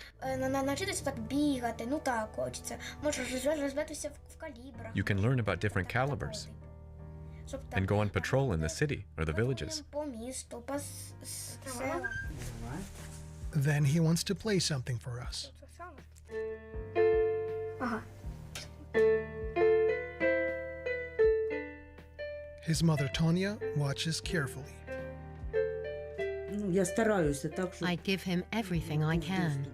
Because kids don't have a real childhood these days. у дітей і так дитинства Well, I немає. mean, not there. Today is a special day. Artem is going to play with some of the few other children left here. It's not far, but even here, among the sunflowers, there could be mines anywhere.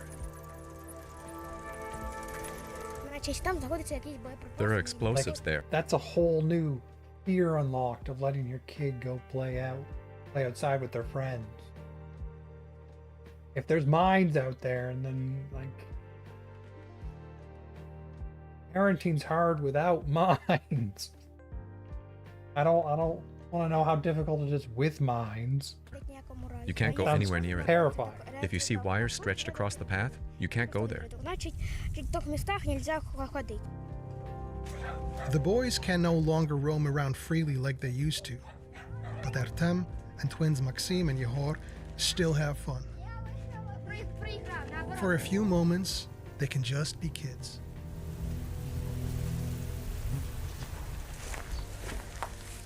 Vasil cleared mines from his own property.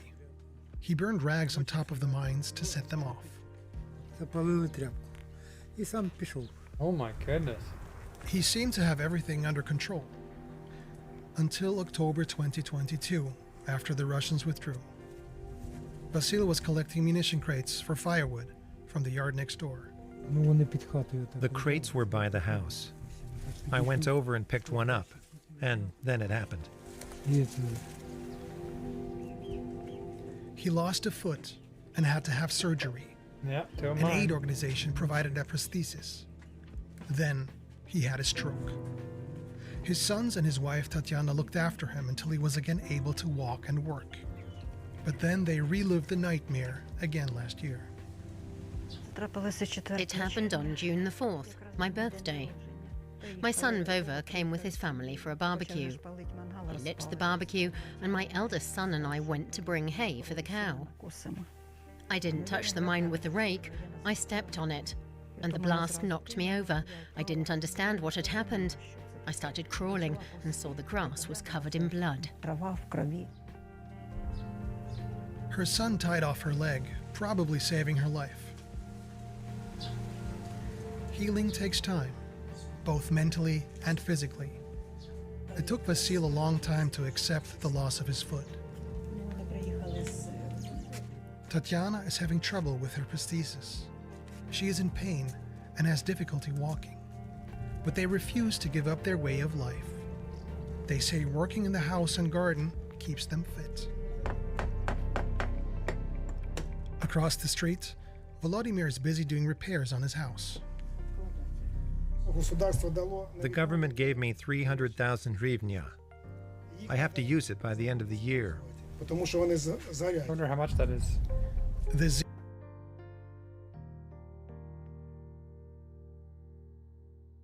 300,000.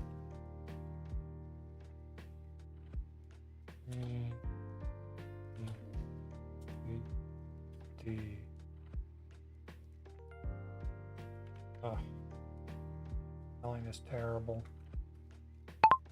Ukraine.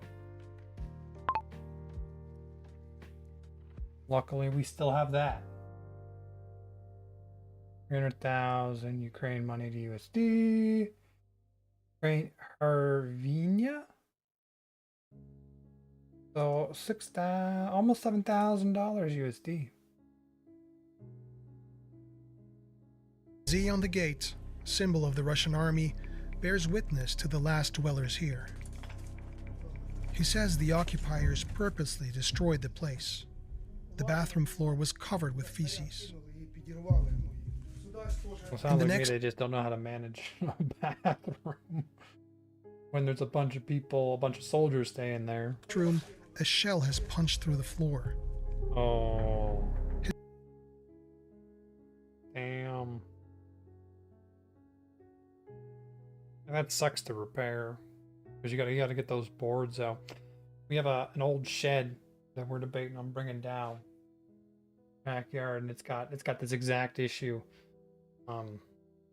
Probably because we just got the house and moved not that long ago, but there's some kind of burn mark, and so something had burned through the wood. Kind of like that. The shed's really old, so it might just be time to end the shed. This repairs, just not worth it. His sister has collected over 50 mines on the property. 50? One of the siblings will move Like one accident, and now you're an amputee. back into their parents' house. As for the rest of the village, he doesn't see much of a future. Like that's bad. This house is taking a lot of damage. Okay, that's a terrifying light. Just a single dangling light like that. It's not what you want. Okay, Parents' they house. did serious damage. As for the rest of the village, he doesn't see much of a future. I don't think $6,000 fixing all that. Who will rebuild the village? What would they even want here? Let's face it, it's all just talk. Anyone who wants to live here has to accept the limited infrastructure, like the bus to the city, which only runs once a week, that the school no longer exists and that the playground is littered with mines. At least as of 2025, Kamyanka again has electricity and working cell phone reception. I mean, that's a step. More than a fifth of Ukraine's territory is estimated to be mined. Is that a minesweeper? So they gotta send it around.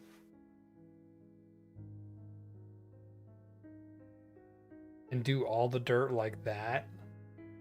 Tapping the mines? Is estimated to be mined. Clearance teams like the Mines are so... like... they're so destructive for non-military personnel. I mean, they're destructive for military personnel too, that's their point. But when you mine an area, even the non-military is affected by it so greatly. Because a lot of mining now, like you drop a bomb and it just like leaves mines over this great area.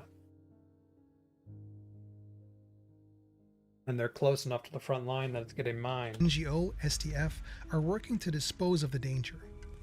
Initially, demining was done That is a scary job. by hand. This machine from Croatia now makes the job more efficient and, thanks to remote control, safer, explains team leader Leonid.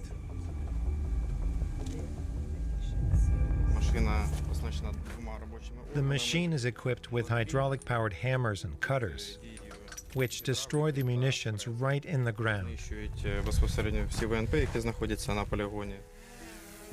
Last month, they found 16 of the more than 2 million mines believed to have been planted nationwide. 16 of 2 million. I mean... They could be anywhere. Farmers should at least be able to return to the fields here soon. They realize there's a lot to do, and that it's better to work slowly. Otherwise, it could cost someone their life. I mean, when you're still in an active war zone, right? Like, this area could potentially be mined again. Back to Artem and his mother Tonya.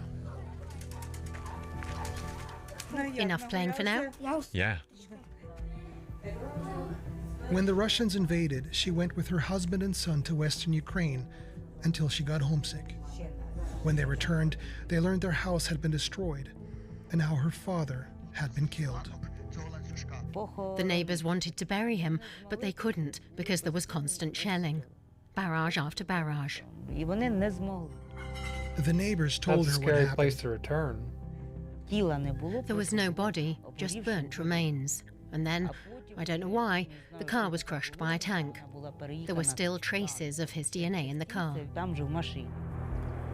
Every day, she drives past the wrecked car where her father was killed.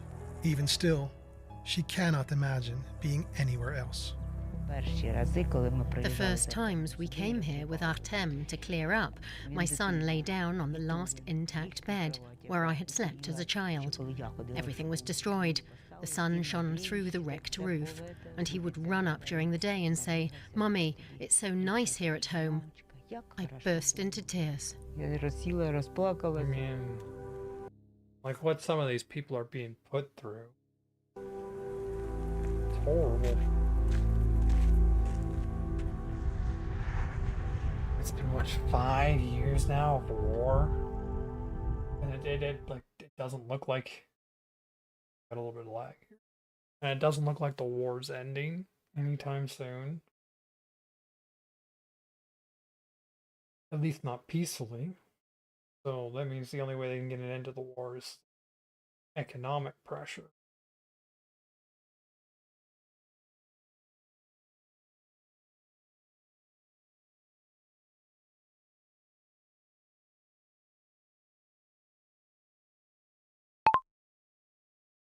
How's the Russian economy doing? Is the increased gas prices helping them? Is it possible that they could be economically forced to the table for peace negotiations?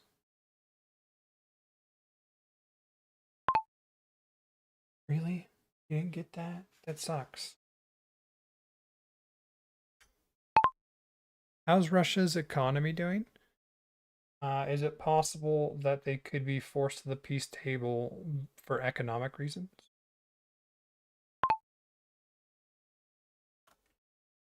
See, it gets the capital right. It doesn't get the periods right.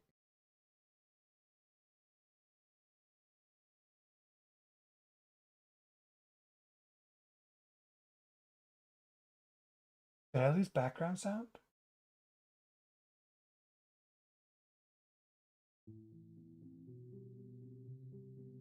Clearly, we need more.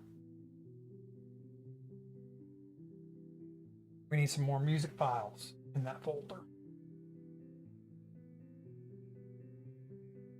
Right now, the short answer is Russia's economy is in serious and worsening trouble, but forced to the peace table is more complicated than it sounds. Here's the full picture.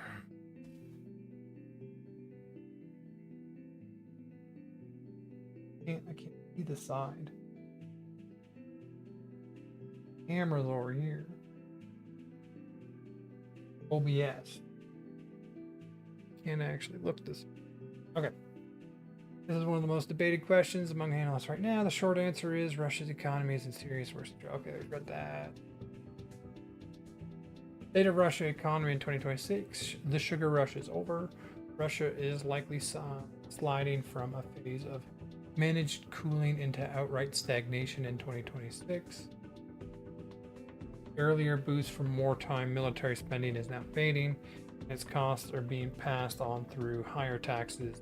Revenue fall short amid lower oil prices. Continued lower oil price right now.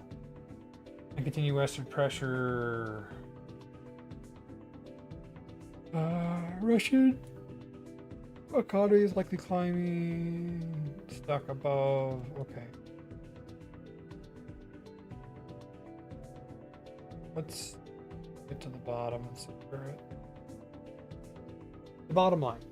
Russia's economy is deteriorating steadily, not collapsing dramatically, but grinding down. The analogy most economists reach for is slow bleeding rather than sudden crash. The economic pressure is real and mounting, but Putin has shown a remarkable willingness to impose pain on his own population to continue the war. The most likely path to the peace table from the economic angle is a gradual convergence of factors. Falling oil revenue, which is not happening. I mean, like, Russia is hitting Ukraine is hitting Russia's oil infrastructure.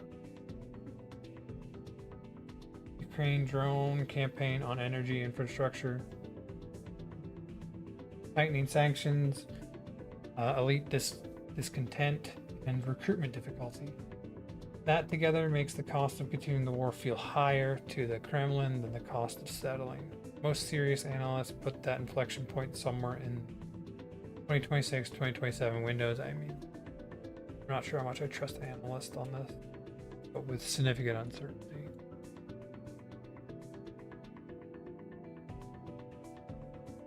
I mean, unless you can do a lot of damage.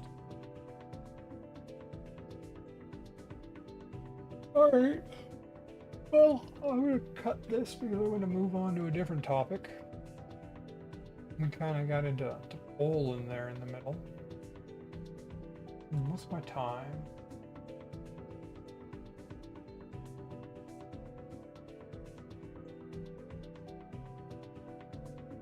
Two hours. I wanted to get into another one of the topics. But I also like to go through the ranking system and rank another YouTube channel. I think I'm going to do that.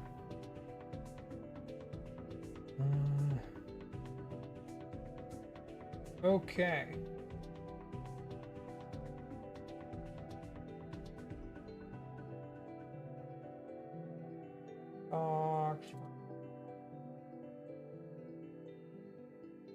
Go. I have to change.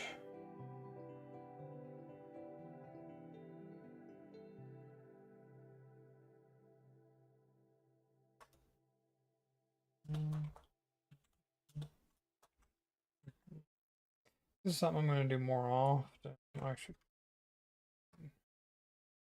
Here. Still going to be just chatting, right?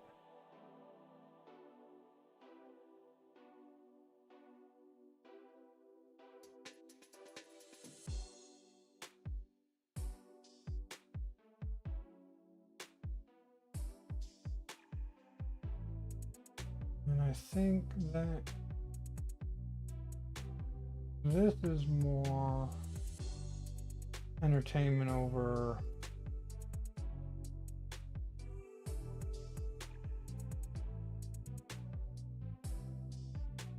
all right. I'm gonna be back in a minute.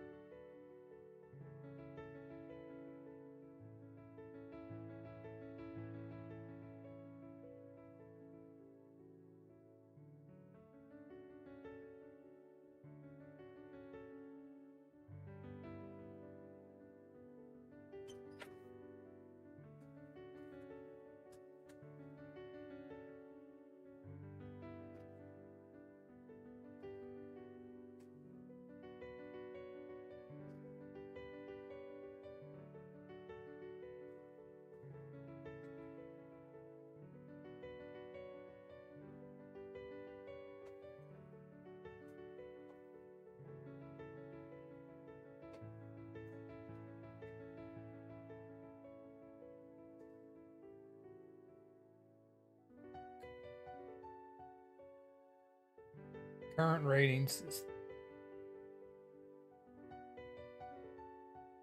Make sure the streams are all still doing fine. Yep. Okay. So. We did. I think we had the CoffeeZilla, weren't we?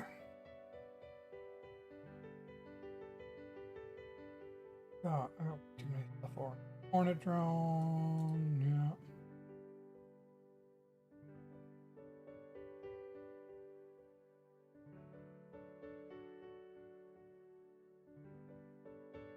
Okay.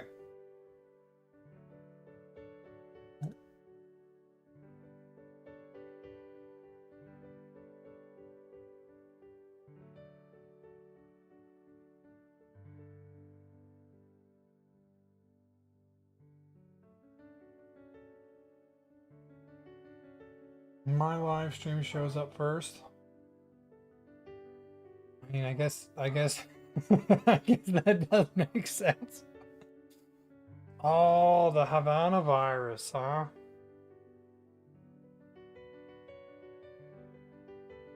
Actually, I want to listen to his take on this because I'm hearing some mixed things about it. Like, oh, it's not that big of a deal, but then all of a sudden, someone who's gotten in contact with someone from it has been sick, and I mean, that's dangerous. So we're gonna watch this. And we're gonna go CoffeeZilla, and we're gonna coffee.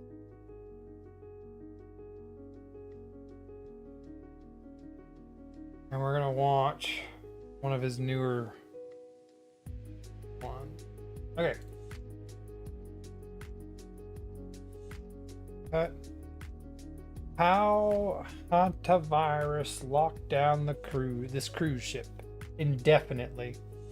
Didn't I hear like some people have already returned home?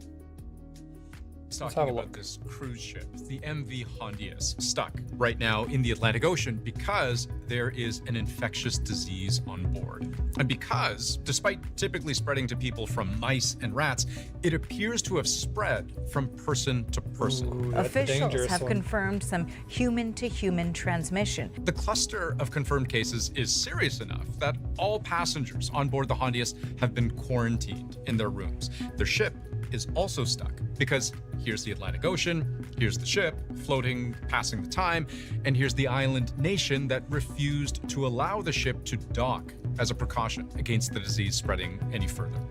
So let's cut through all the noise and just answer the question. What happened? I mean, like, if you had a cruise ship, they got reported cases of a strange new virus. Do you let them dock? I mean, I think there's a humanitarian thing, but I mean, I wouldn't want to let them dock. Well, this is a scary sounding virus. How serious is it? The World Health perfect. That's what I Organization wanna has know. identified 8 suspected and confirmed cases. 3 people who were on board have died. I am currently on board the MV Hondius, and what's happening right now is very real for all of us here.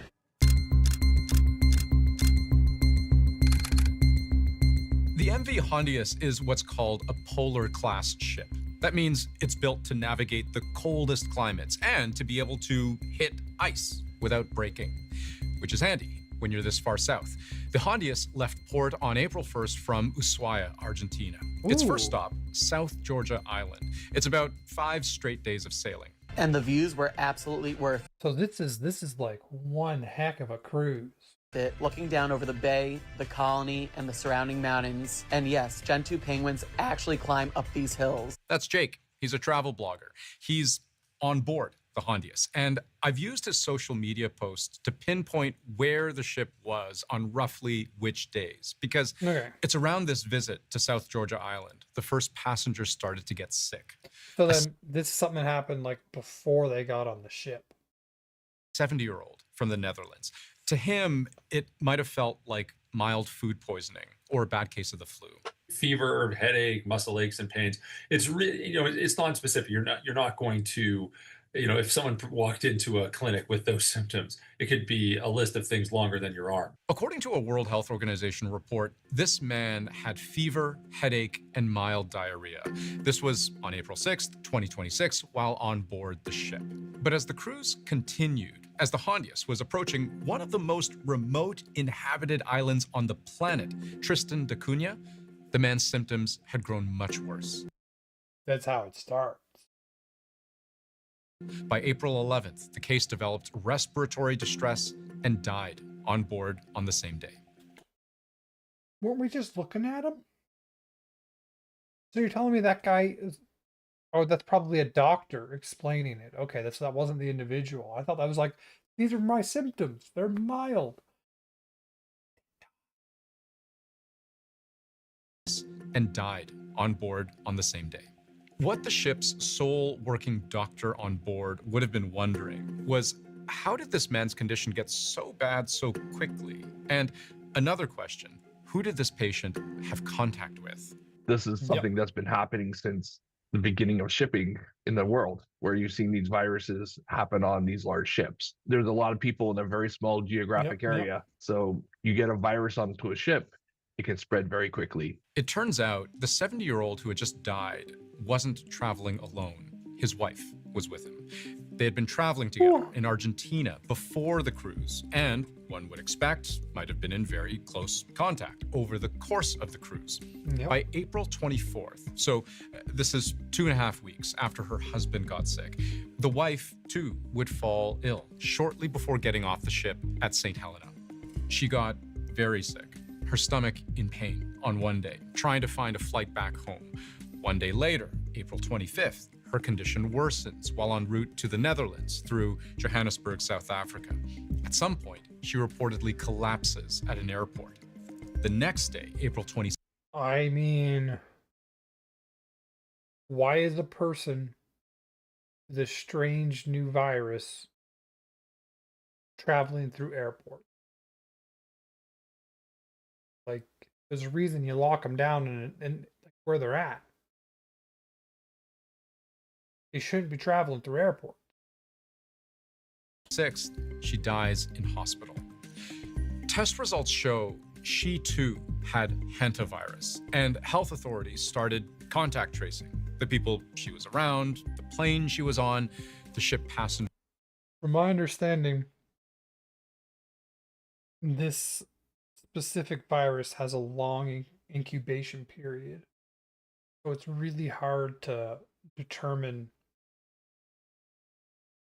like if it can human to human transmit.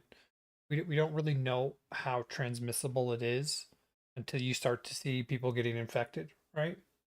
Like wife and husband, you don't know they transmitted it to each other because they're probably in the same place.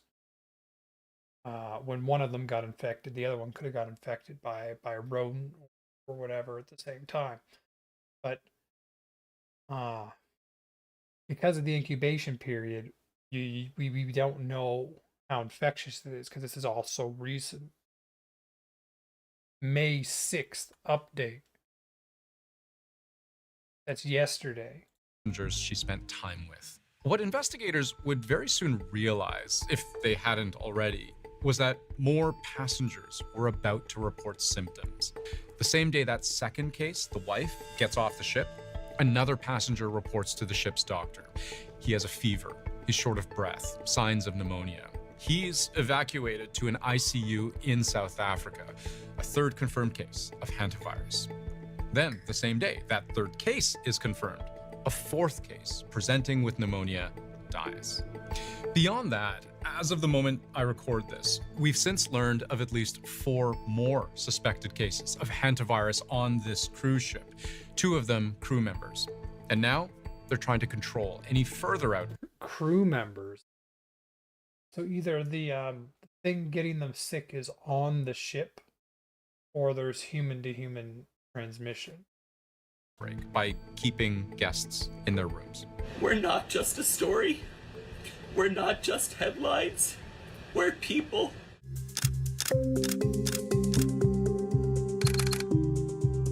I think it's important to point out, in some of these cases, the people who got sick are already getting better, showing improvement. But this virus has no silver bullet treatment, no cure, no vaccine, no antiviral. Many people will require intensive care unit level care. Some people will require intubation, supplemental oxygenation, ventilation support. The type of hantavirus we're talking about here is what's called the Andes strain of the virus. One of the countries where you'll most often find it originating, Argentina. That's important because you'll recall that's where the cruise ship left from and where the original 2 cases, the husband and wife, had spent time before boarding. But this strain of hantavirus is also very unusual because it is the only strain where human-to-human transmission has ever been confirmed. Usually people acquire this virus from the accidental inhalation of viral particles, and the viral particles can be in dried feces or dried urine of certain rodents. So you can imagine how this might typically happen. Maybe someone is sweeping mouse droppings out of a shed or a kitchen. Bits of those particles get into the air. You're basically breathing in disease dust. The virus infects the lining of your blood vessels. Often what happens next looks like the flu. There can be fever, fatigue, muscle aches, headaches, nausea, vomiting. But in severe cases, blood vessels in the lungs, they become much more leaky. Plasma seeps out, and you suddenly have a hard time breathing because your airways are flooded. Your heart rate speeds up. You need oxygen. The disease progresses extremely quickly, and at the onset of respiratory distress, death can occur within 24 to 48 hours. Now, what we've heard from Breathing's just about important. every expert on this file is that this form of hantavirus is deadly, yes, but also exceptionally rare because it doesn't transmit between people all that easily. The risk to general public is low. This is not a virus that spreads like flu or like COVID. It's quite different. A real outbreak, they say, would require people to be in very close contact for a prolonged period of time. This isn't we passed Cruise each other ship. in the hallway or we both touched the same railing. But on the other hand, cruise ships are tight, enclosed spaces. Complete strangers might spend entire days together at sea. I think in this case, it was a smaller cruise ship, close quarters, and the fact that they really didn't know what they were dealing with early on, I think that really facilitated the spread of this virus to multiple people. The real problem right now is that there are too many unknowns. The incubation period for hantavirus is somewhere between 1 and 8 weeks.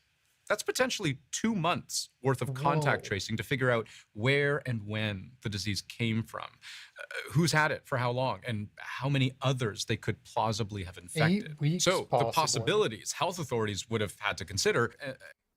2 months. You could contact someone and then get it 2 months later.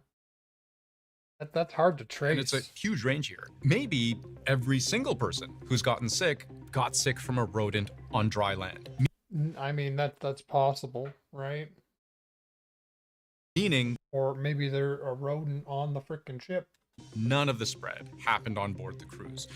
Or maybe the original couple who got sick in Argentina and brought the disease on board, where they infected a small handful of other That's people. more likely. Or what's also possible is that the disease originated on the cruise ship. A mouse on board was carrying the disease. It spread, and this explains why a country might be hesitant to allow the ship to dock, because it may not simply be a carrier of the disease, it may be the source. They're basically quarantined off the shore for the next 21 days until they figure out where the virus is coming from and whether or not the virus is still on the ship, or did it come in via fruits and vegetables, or are there mice on the ship still spreading this virus around? Right now, the evidence suggests this disease has spread between humans, and not just from rodents to humans.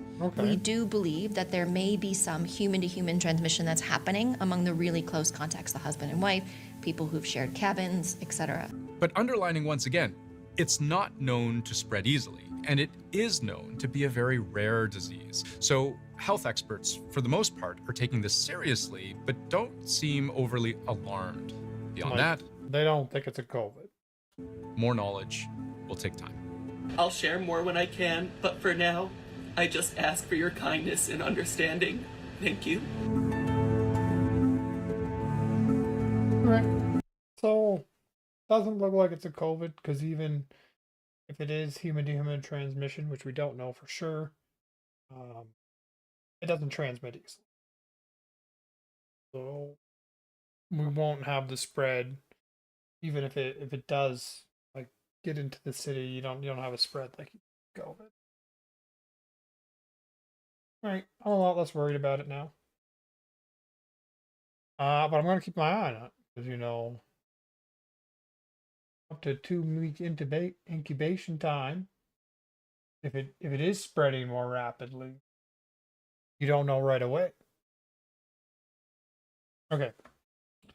Let's look at CoffeeZilla investigating AI deepfake. Ooh. It's really long though. Exposing a $10 trillion debt industry? I like the looks of that one too. Exposing a romance scammer, don't really care. Exposing a gambling epidemic. 6 months ago. I think I've watched that one on my other account.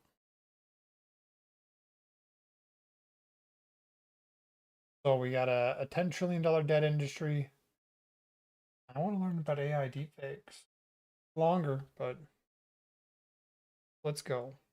Today we're investigating CoffeeZilla investigating AI deepfakes. AI deepfakes. For the scams, propaganda, and harassment that they enable. Pretty spooky, right? Now, I tried to make this video 4 years ago, but I failed. Because I've seen it.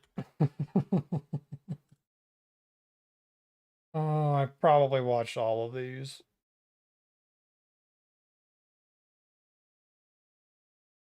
Exposing a gambling.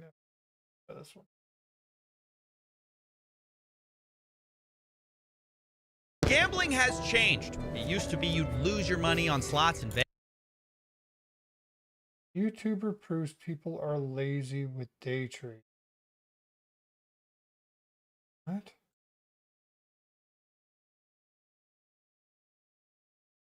This YouTuber tried proving people are lazy by turning $10,000 into a Okay, I've seen that. Maybe I've seen all of these. Vegas, but today, not only can you do that, you can also bet on your favorite sports team, on the opening coin toss, on this individual pitch, or on all three in a par. Okay, I have not seen. So, we're going to watch this one. Exposing the gambling epidemic. Gambling has changed. It used to be you'd lose your money on slots in Vegas, but today, not only can you do that, you can also bet on your favorite sports team, on the opening coin toss, on this individual pitch, or on all three in a parlay. You can do it from your phone, your tablet, your app. Like, gambling is so destructive.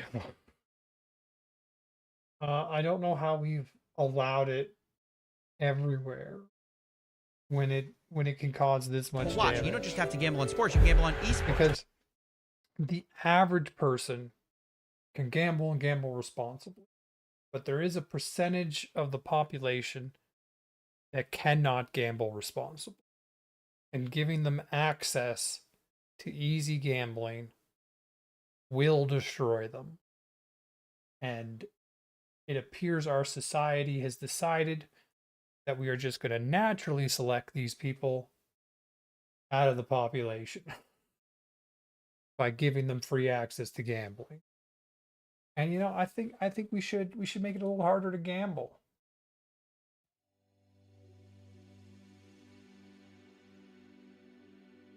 Okay, let me fix my sound here.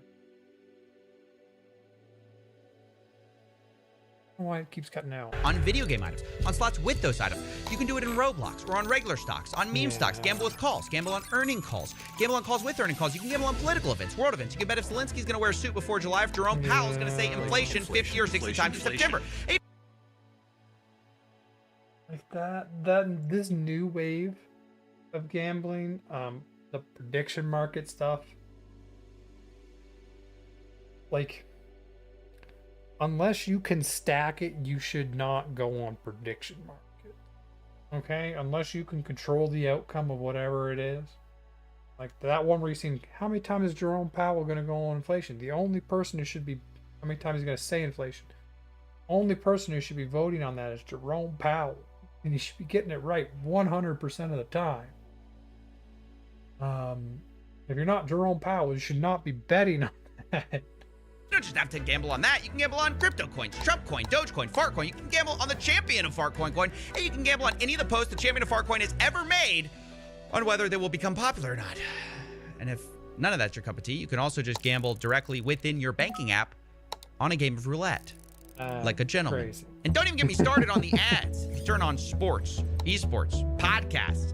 Not even my favorite political show is safe. Shout out to Prize Picks, the best app to fire on sports in the game. You will be bombarded with gambling ads by every famous person you've ever heard of. DraftKings. DraftKings. DraftKings. DraftKings Sportsbook. DraftKings Sportsbook. Uh-oh. How did we get here? And is it a good thing that we're turning every spare moment of our lives into a game of chance? I'll answer that no. No, it is not. It's a very bad thing. It's going to have terrible consequences. And you're not going to see those consequences for 3 to 5 years. No, but I'm betting no. I'd bet no too. And I think that's a pretty safe bet.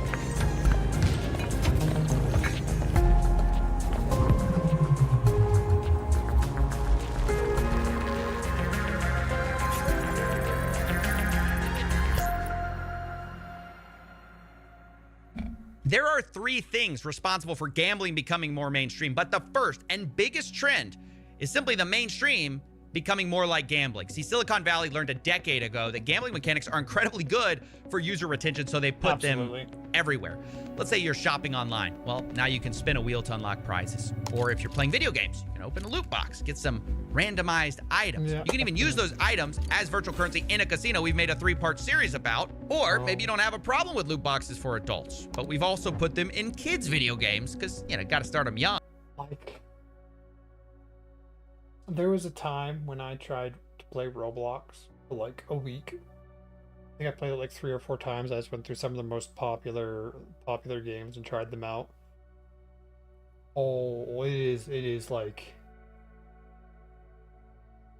it is as bad as it gets for predatory monetization. Like it is terrible. Everything we don't want video games to become is what Roblox is. Roblox is the largest game for minors, and they are stuffed with randomized loot boxes. But even if that's fine for you, what about the third-party websites which, against TOS, allow full gambling based on a kid's game? And yes, there are actual kids gambling on these apps. Right, I just won a bit of profit there. I mean, like, if you ever think there isn't video proof. 200 Robux. No, I had 200 Robux in profit, 100 Robux in profit, but I lost them. But I had 50 Robux and I lost it, and I thought I got 50 Robux again. So on this, mine's on Robux World, what I'm gonna do is buy 40 crates now. No, not 40 crates, but like 44 crates. That looks ridiculous.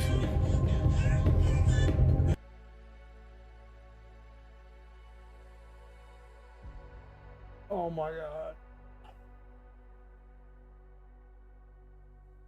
How have we done this?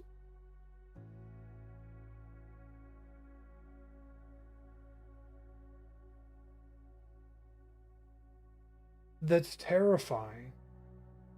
I remember watching a video of a guy in like one of those gambling death spirals, right? Where you just can't stop. Like you've committed so much that you just can't stop. Like, but watching a little kid do it, it's just terrible. Let me buy the tiniest bit, and then we can keep spinning, and then we're gonna buy the tiniest bit again, and then we're gonna keep spinning. Let's go. Like, for anyone who doesn't understand, gambling is designed for the house to win. It is designed for you to lose. If you play gambling long enough, you will lose. It doesn't matter who you are. It doesn't matter how lucky you feel like you are. It doesn't matter if you just won. If you play gambling long enough, you will lose. It is designed the house to win. Like back in the day, you used to be able to go to Vegas and you could count cards, and you could gain a statistical advantage over the house. These apps will never give you a statistical advantage. It'll always be their advantage. And the people, like, we've seen this on sports betting, that if you are good at sports betting, they will limit your threshold because they can't make as much money off you, or maybe they can't make money off you at all. So they'll limit you like that. You will not win. You will not come out ahead. These algorithms, we are in an age of AI. The algorithms are too good. There's no winning. Don't waste your money like this. There are better things you can do with it. Literally anything. Let's go. Win profit. Let's go. It is absolutely disgusting to see that. And look, I spoke to an insider who worked on this website, Roblox Wild, before it got shut down. He shared data which claimed they made $5,000 a day, or roughly $2 million a year. Thankfully, this website got shut down, but third-party gambling sites still persist because copying casinos makes a ton of money. And that's why we've been putting it into everything, including our politics. Prediction markets. Look at ton of money, and that's why we've been putting it into everything, including there's the odds, and then boom. Okay, decision came out. We know who won. Our politics. Prediction markets are the answer to the question of what if we could YOLO on election results and world events. The biggest websites are Polymarket and Kalshi, which have exploded in popularity during the American election cycle. But it isn't just major events that attract bettors. I was recently asked to investigate whether this was a suit that Zelensky was wearing. Okay. Yes, it is a suit. Like, there's no tie, but you have an undershirt, you've got an over jacket. That is a suit. That is a suit. It is not a suit and tie. It is a suit. Why? Well, the prediction market had bet $200 million in betting volume on this bet. And some of the... What? Well... Will Zelensky wear a suit before July? Yes.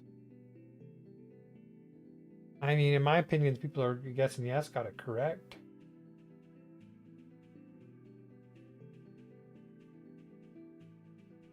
$200 million? $242 million. What are you guys doing? The prediction market had bet... Like, the only one that should be betting on that is Zelensky. You should get it right. $200 million in betting volume on this. I remember hearing about this because I think, like, didn't they decide that that wasn't a suit? Because it didn't have a tie? Let's hear.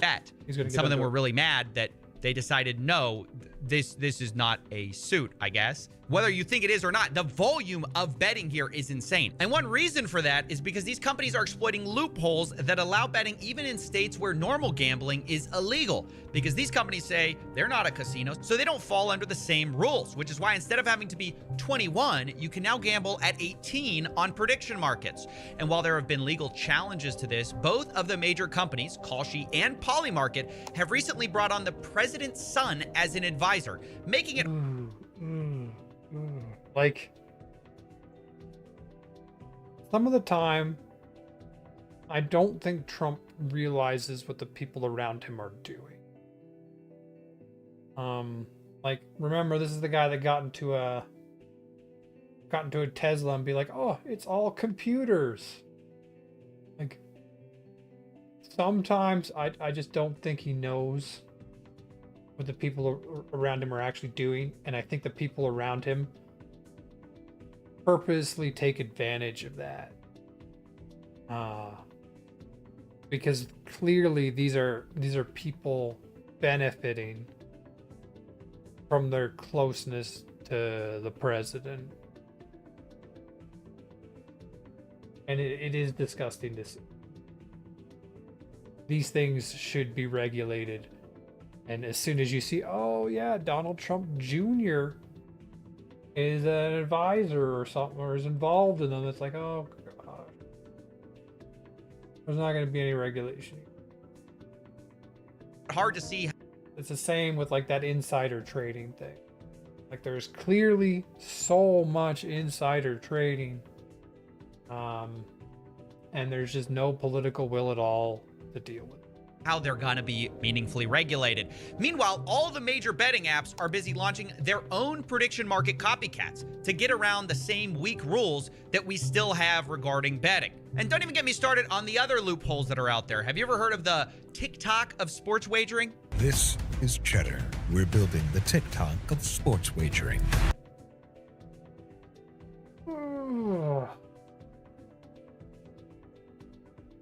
Oh, something tells me that it'll be extremely addictive. Legal in 20 more states than DraftKings. Accessible for 18 to 21. Accessible in more places than DraftKings. Only accessible for those dumb enough to access it. 18 to 21 years old. If you're 22, we don't want you. You're too smart. You've learned that this is just a trap. If you're 17, we want you, but we want you to say you're 18 for legal reasons, of course. Come give us your money. Come give us all your money. Live in-game micro betting. Swipe to predict every moment of every play. I'm going to stop you right there. If you missed it, Cheddar is a new startup trying to combine DraftKings, TikTok, and Tinder features into one app. And one of the things they brag about is they're allowing 18 to 21-year-olds as a competitive edge. Guys, can you believe the untapped market of teenagers for gambling? Now, to be fair, Cheddar has not launched yet, but this is obviously the future we're heading towards, turning everything into a How long ago was this? 6 months. Is Cheddar still a thing? I need to know. Is that give me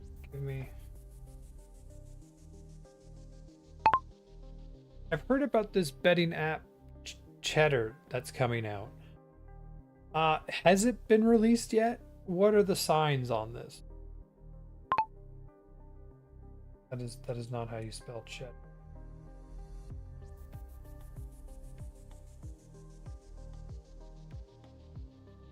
Not launched yet, 21-year-olds as a competitive edge. Guys, can you believe the untapped market? I need to know the actual full name of the app. That is important. Okay. Etter?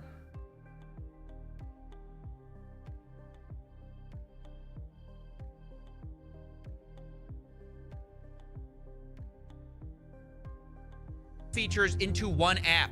And one of the things they brag about is they're allowing 18 to 21-year-olds as a competitive edge. Guys, can you believe the untapped market of teenagers for gambling? Now, to be fair, for 18 sports wagering. Cheddar. Right there.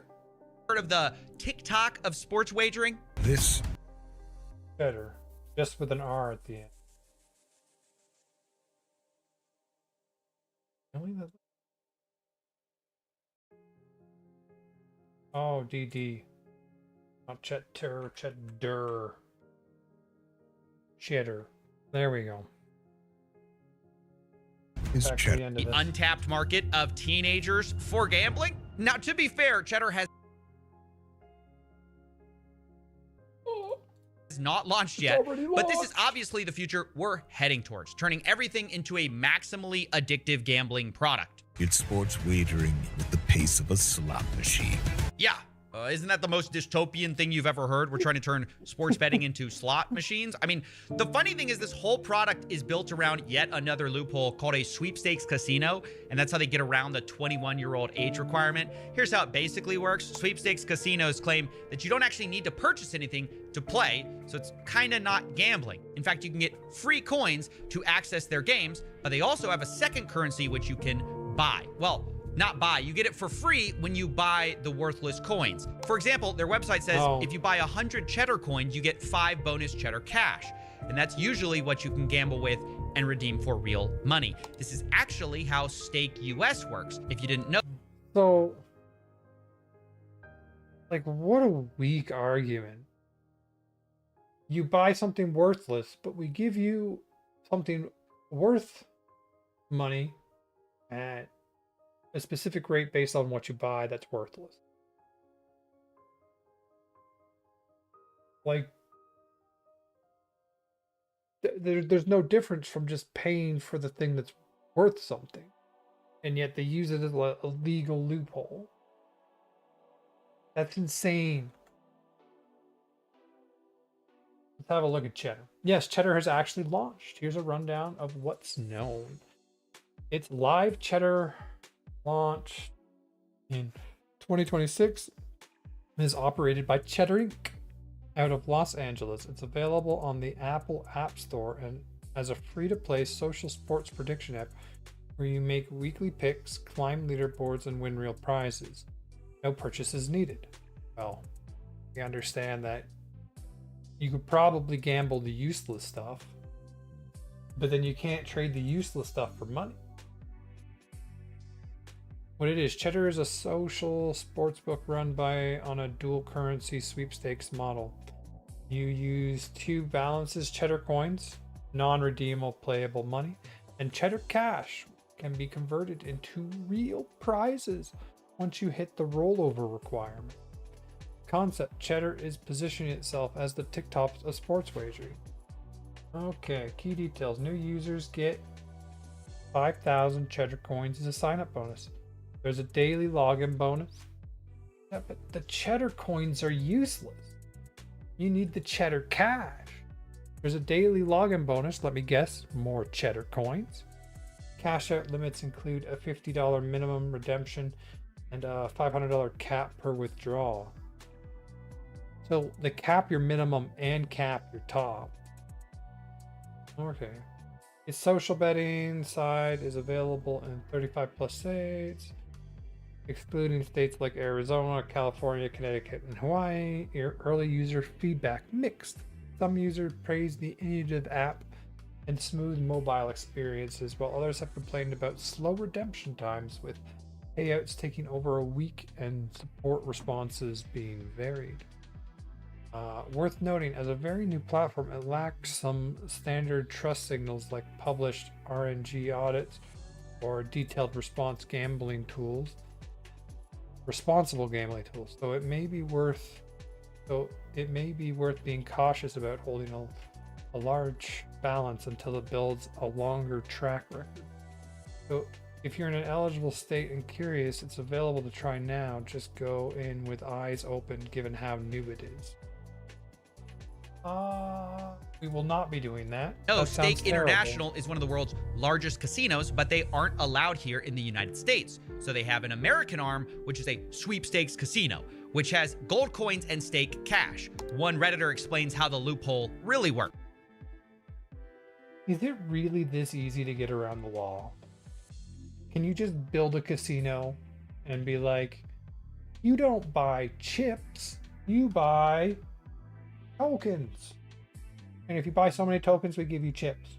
But the chips are free. You buy the token.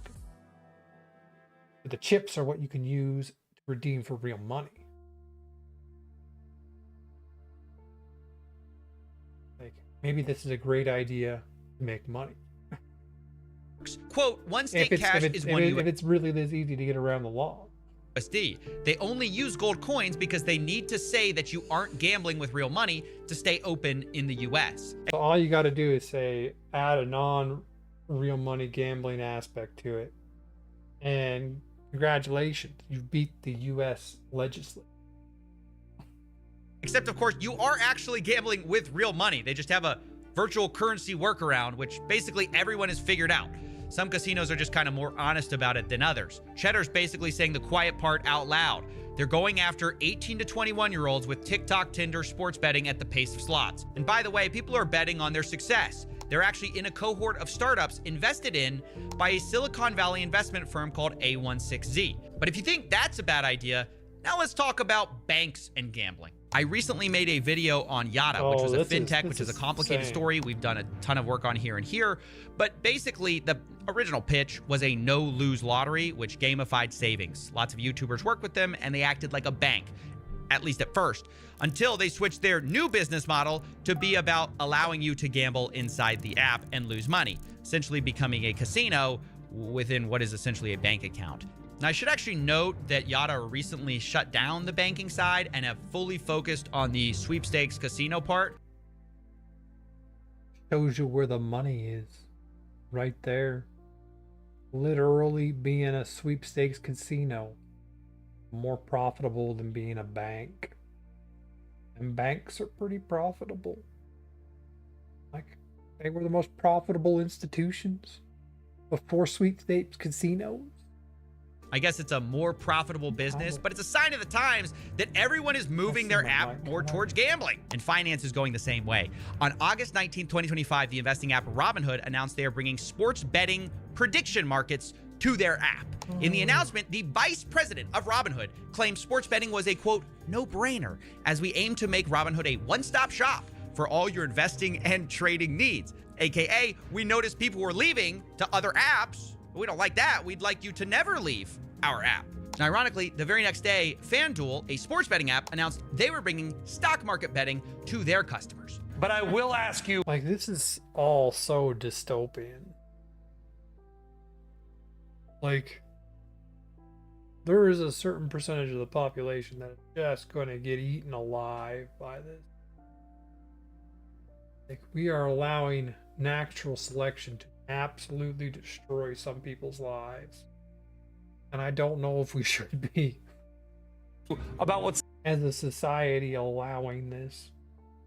I say we should not be. Oh, where did I ask the question about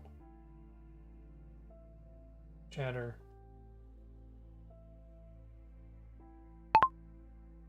Is Cheddar legal in Canada? I hear a lot about sports betting in the US and prediction markets. How much of this is also a problem in Canada? Okay. Well, we gotta get the proper name.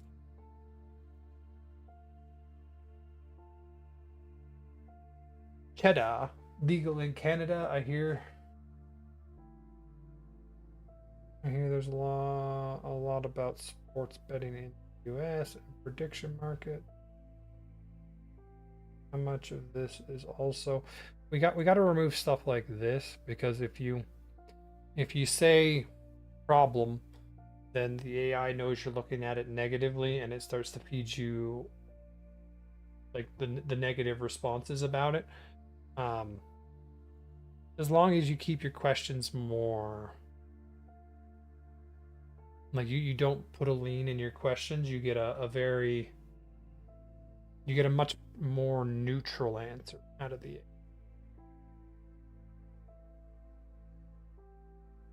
And that's what we want. We don't want an AI that's just a yes man. We want an AI that gives us the right answers.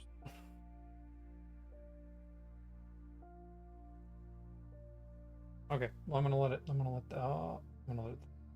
Some call the gamification of markets. Why this move?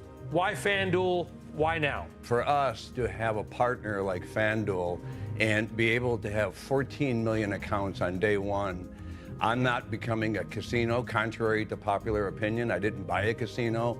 These are markets basically bought that a will be casino. offered to the general public, and we think is massively exciting of what it could do. And you couldn't have a more perfect image of how finance is embracing the casinos and vice versa. Actually, correction, you can have a more perfect image because after I wrote this, the New York Stock Exchange's owner invested $2 billion into Polymarket. So actually, this is the perfect image of where we are. And a result is a lot of young people now see the stock market as kind of more like a betting market. The most popular group on Reddit is personal finance with about 21 million followers. In second place, Wall Street Bets, where gambling on the stock market is embraced and celebrated. It grew the most during the meme stock craze of 2020, which shifted how some people thought about investing. Instead of being driven by earnings, prices, or fundamentals, people gambled on memes, attention, and vibes. People are chasing bigger returns and taking on bigger risks to do so. One measure of this is the amount of debt people are taking out to invest. Margin debt is at an all-time high of $1 trillion, which even on an inflation-adjusted basis is near all-time highs and up 5x over the last few decades. Not only that, the rapid growth of zero-day options by retail traders is also a telltale sign. It's grown 5x in volume over 5 years.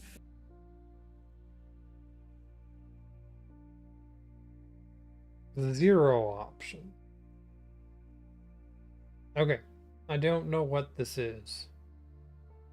We got a chart, but I don't know how to interpret Showing it. that people are trying to gamble more. Zero-day options are the stock trader equivalent of red or black at the casino. Fast action, massive wins or losses on a single day. But if the stock market is America's casino, then meme coins are basically the back alley bookie who will break your legs. Bigger price swings, faster action. Meme coins are even more degenerate than meme stocks and pump and dump usually within a single day. Among the people who trade these, Pump.fun is the leading destination as the one-click launchpad. Anyone can make a meme coin in seconds, and there is no value in it other than the expectation that someone might be more foolish than you and buy at a higher price than you did. And of course, Pump.fun is happy to take a cut and make most of the money. Most traders will lose, but now you can also get a cut if you're a content creator who pushes one of these coins. We've seen the same thing from launchpads like Meteora. They allow creators to have a split of some of the trading fees, and it kind of democratizes the grift. Now, anyone can farm their followers and fans for money. You don't have to be particular. Like, how does this not ruin a career? Like, if you farm someone, if you're farming your audience for money, like, doesn't that just end you? I don't understand. Why would you do this? Particularly sophisticated, and that's actually how Trump made millions of dollars in fees with Trump meme coin without ever selling. He just farmed. Well, like, to be fair, Trump doesn't know what a computer is. The odds that he set this up, very low. He probably had, like, he might be, like, he's probably in the know, but there's no way he set this up. Like, this is probably like one of his sons or something that's done this. Not a good thing to do. And I think it massively, like, to me, like, if you pump and dump a crypto coin like this, like, it destroys all your credibility. You know, let's face it, if you're doing this, you had no credibility. But any credibility that was still there, like, you went into negative credibility. The fees. And to be clear, this money doesn't magically appear. It's being siphoned away from regular people who mostly lose. It creates a sad ecosystem where most creators are racing to the bottom for attention to get their audiences to pump their worthless coins, leading to a predictable spiral where most are scamming, rage baiting, or otherwise trying to shock each other into becoming the biggest grift of the day. Cups got drained. Thanks for the 20 bandos. It's ripping. What? Lovely! If you've ever heard of a zero-sum game where someone has to win for the other one to lose, meme coins are negative sum because of all the trading fees. Most people, by definition, will lose. The real winner, of course, is Pump.fun and people pushing it. According to one analysis, they've generated revenues of over $800 million for themselves, while almost none of the... That's what you want to get into. You don't want to be selling the meme coin. You want to be the platform that allows other people to rip off their audience. That's where the money is. Look at that. Traders have made significant profits. According to one analysis, 0.4% of all traders will ever make over $10,000. So almost no one. And look, the reason we're going through all of this is to explain the many ways that gambling is no longer just about slots, cards, brick and mortar casinos. We've injected it into every conceivable aspect of our lives. And that has two effects. One, it's inescapable. You cannot avoid gambling by avoiding Vegas anymore. It's literally everywhere.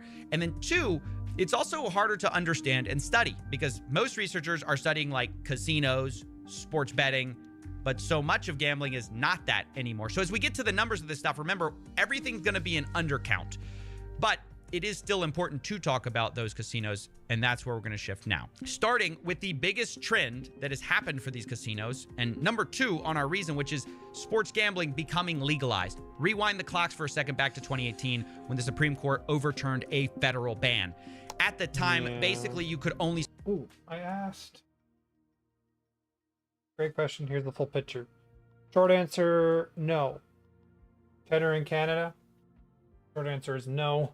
All the available information about cheddar available in US only. Okay, sports betting in Canada. Traditional sports betting is legal in Canada, but the landscape is fragmented. Betting is legal in Canada as of 2021, but regulations differ by province. Ontario launched its regulated market in 2022 and remains the only province to date with a fully regulated framework for operators. Alberta is in the process of opening up its own iGaming market. Prediction markets in Canada, a very different story. This is where Canada lags significantly behind the US. The situation is quite complicated. They're largely banned. I mean, is that lagging behind? Or is that doing the right thing? Under the criminal code, gambling is prohibited unless conducted and managed by provinces. So any private company attempting to run an independent prediction market falls outside these exceptions. And would be considered an illegal lottery. Canadian security regulators also treat most event contractors as binary options, which are prohibited for retail investors. So, their prediction markets are largely banned in Canada. I did not know that. I mean, that's good. I think that's good. Poly market is specifically banned in Ontario. The Ontario Security Commission banned poly market for 2 years in 2025 through a settlement after the company admitted to violating the province's rules. Though poly market was still spotted handing out promotional flyers outside Blue Jays games in Rochester. So you can use it, but it's been specifically banned. Regulators are scrambling to catch up.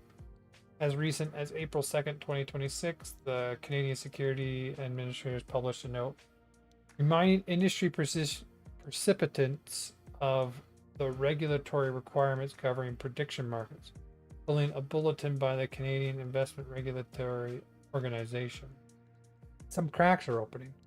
Wealthsimple recently received regulatory approval to offer certain prediction market style contracts to Canadian investors, joining Interactive Brokers, which entered the space last year. But these are narrow regulated exemptions, not the open platforms like Kalshi or Polymarket that US users have access to. Gray market is real. In most of Canada, outside Ontario, prediction market regulation is a gray zone. And if you have a crypto wallet and a VPN, you can fly under the radar. There were 167 different Canadian predictions on Polymarket when the walrus checked, including markets on Alberta separatism. Okay. Let's find this.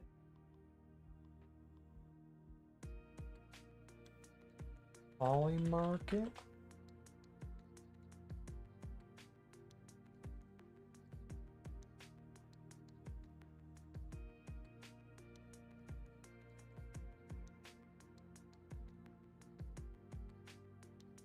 Where's my nice graph? I want to see the chart. Yes? No. I mean, it's not going to separate. So, like, that makes sense. The fact that so many people said yes.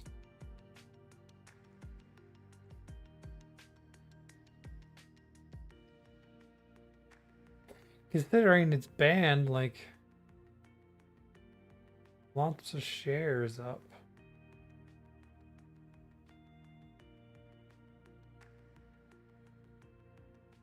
Trade yes, trade no. Where do I see my nice graph? Russia, Ukraine ceasefire before GTA 6. Now, it depends on what they say is a ceasefire. Does a 1-day ceasefire count? Oh. Okay. Not a good place sports to go. bet in Nevada. But after this, you can see in a few years, we completely flipped on the issue. Most states now allow sports betting. And along with that, the advertising budgets for these companies is absolutely enormous. DraftKings, FanDuel, Underdog, Prize Picks. They've spent hundreds of millions of dollars getting celebrities and influencers to push their product every year. And man, has it worked.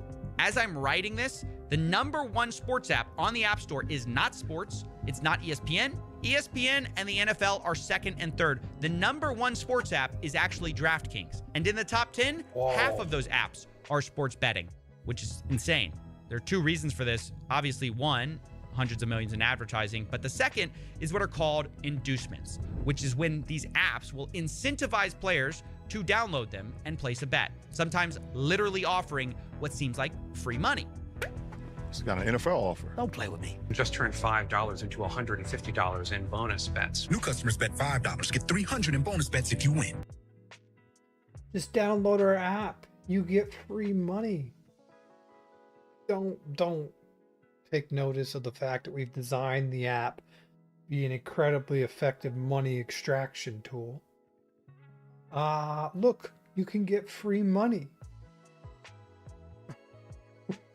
And it works. Like, you just tell people they get free money and apparently they give you all their money. What is that? How do you fall for that? New customers get risk-free bets up to $2,000. Now look, the reason casinos do this is kind of obvious. If they can make you place one bet, they're more likely to place the second, Absolutely. third, and 100th. But even setting aside the fine print of these weird offers, does it not strike anyone else as weird that we're allowing gambling companies to give away free stuff? Imagine the cigarette industry told you, you know. I wonder if you could you create accounts, use the one-time bet thing? Because they're essentially giving you an advantage when you first join. You create an account, use the advantage, take out your money, create another account, use the advantage, take out your money, and just create like infinite accounts and gain a little bit of advantage that way. I think they stopped that through you need to bet a certain amount before you're allowed to extract money. So basically they force you to stay in long enough where they'll have made the money back from that initial investment. At least that's how, from my understanding, how they force you to not be able to abuse that Buy your system. first pack, get 50 free packs free to get you started. Imagine Your way Budweiser to said, one shotgun sir. one, they'll send you a case for fun. It's insane. And yet, that's exactly what these sports betting apps are doing. It's the lifeblood of how they get new players. And once you're in, these apps will also cater to their biggest players, biggest losers, called VIPs. They will send them gifts as they spend their life savings. And there have been multiple lawsuits actually about this. And to make it worse, if you do the opposite and you actually win too much on these apps, they will try to limit your betting, as one investigation found. If you show any real ability to effectively handicap a game and beat the sportsbook, they will limit your bets and essentially. The max stake for the bet is $30. Max win limit reached. If you do good, they don't even let you vote. They don't even let you bet. Kick you out of the sports book. They will not let you win. Can you talk to me a little bit about how sports books treat you once you start winning? They don't want to accept your bets. Yeah, it turns out the casinos actually hate the exact player that's featured in all of their advertisements. The guy who actually wins too much money. Which is actually so crooked when you think about it, that if you're one of the few people who achieves what they're promoting, they actually don't want you. Now, as I was writing this story, another massive scandal actually broke in the sports betting world, which is even more corrupt than not allowing winners. But as you now know, individuals such as Chauncey Billups, Damon Jones, and Terry Rozier were taken into custody today. Former, current NBA player.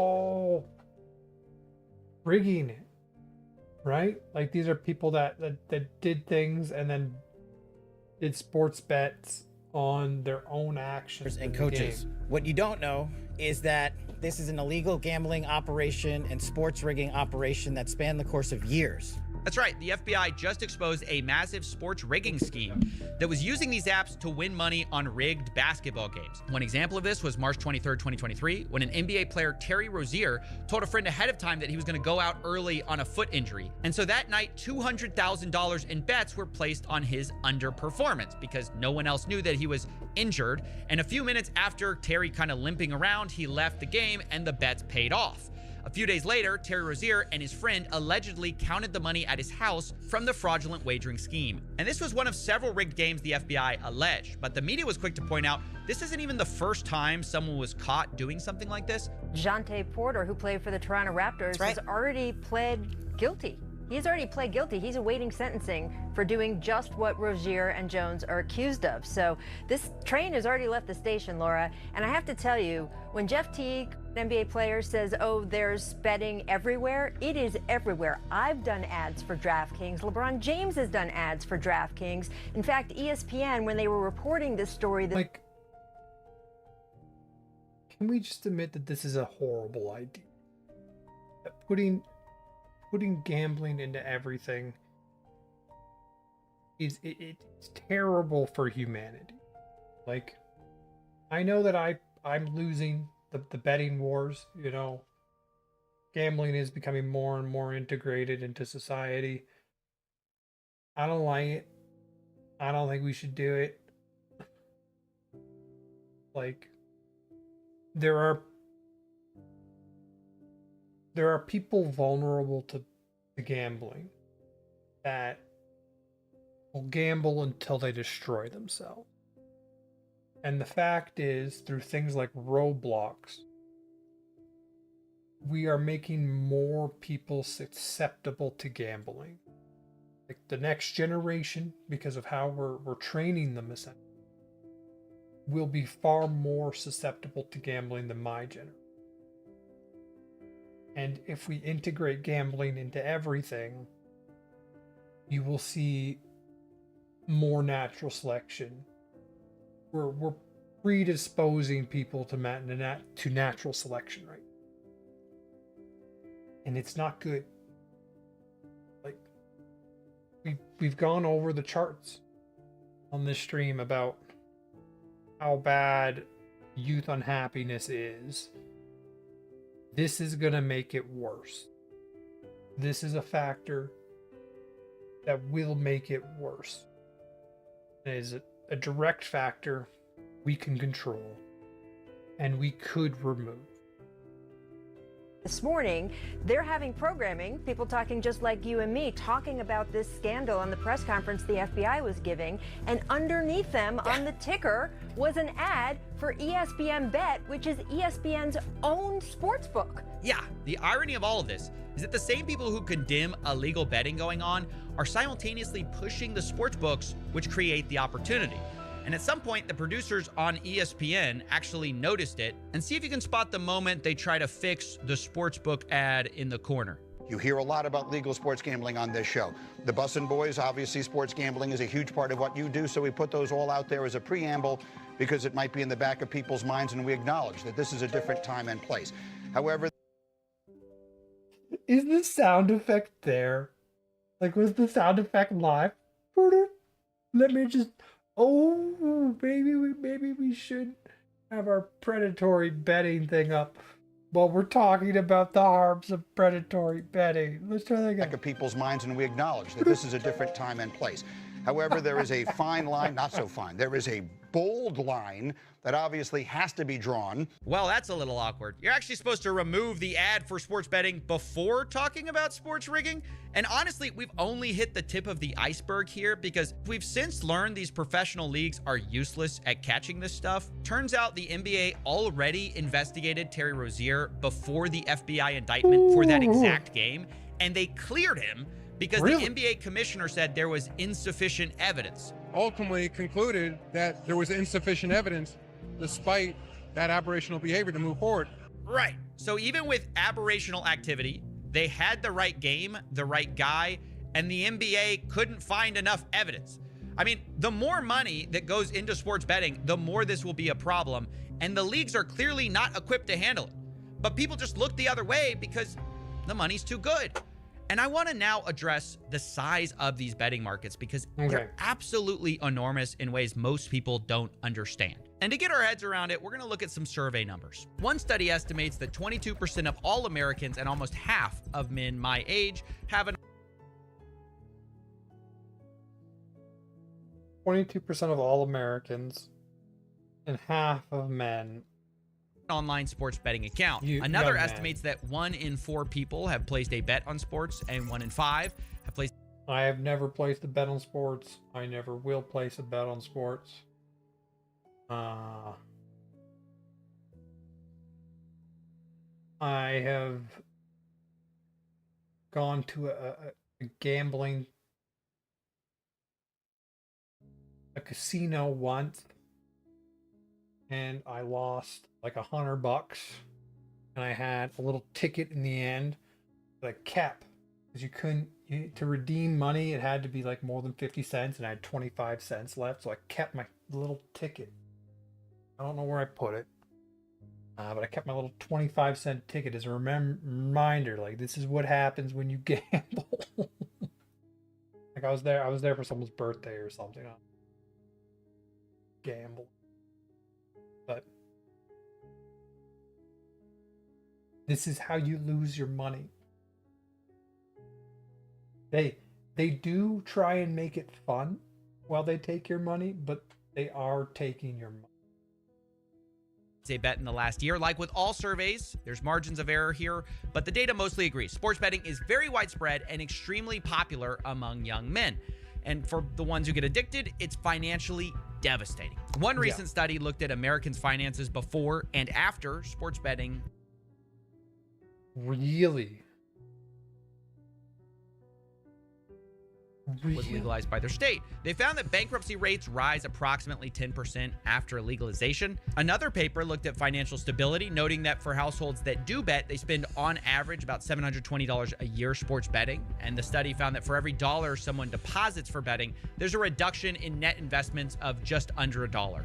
As people gamble more, they invest less, which means their financial future is worse. Makes sense. Yep. But this is especially true of problem gamblers or gambling addicts. To be clear, this is not something that affects all gamblers. Roughly 1% of the world population suffers from this. It's more common among people who bet regularly and bet online. Let me read those again. So, population suffers from this. Problem pathological gambling to be 1.29% in the adult population.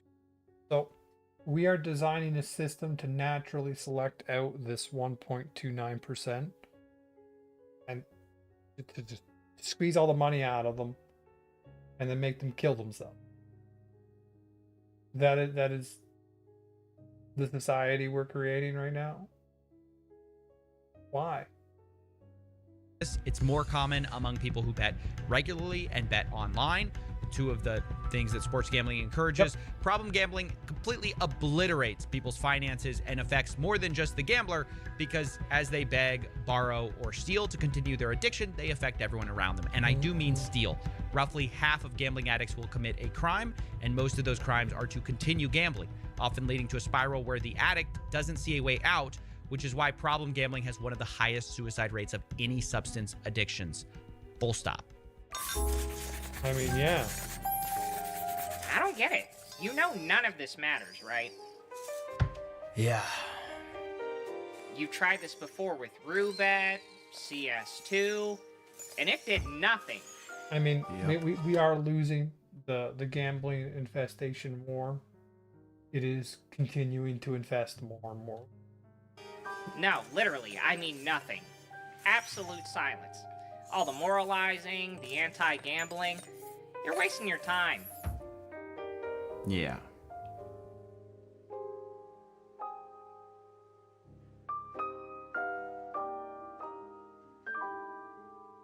Let me tell you a story. You still gotta a year speak ago, out I was about it. offered $20,000 to do a video by Casino. Now, I said no and made a whole series about it, but what I didn't tell you is that later I was offered $1 million to cover my legal fees in an ongoing case. Now, this was offered by a person who said they wanted to remain anonymous, no strings attached, very nice person. They said they wanted to just help out. Sounds great. But then I found out the money was coming from a sports betting company. They were one of the top people, and that's obviously a dilemma for me. I am publicly against gambling, and here this person's kind of privately telling me, well, gambling can pretty much solve all my problems. Pay my legal fees, you know, they're telling me, oh, their company's regulated, it's fine, it's above board.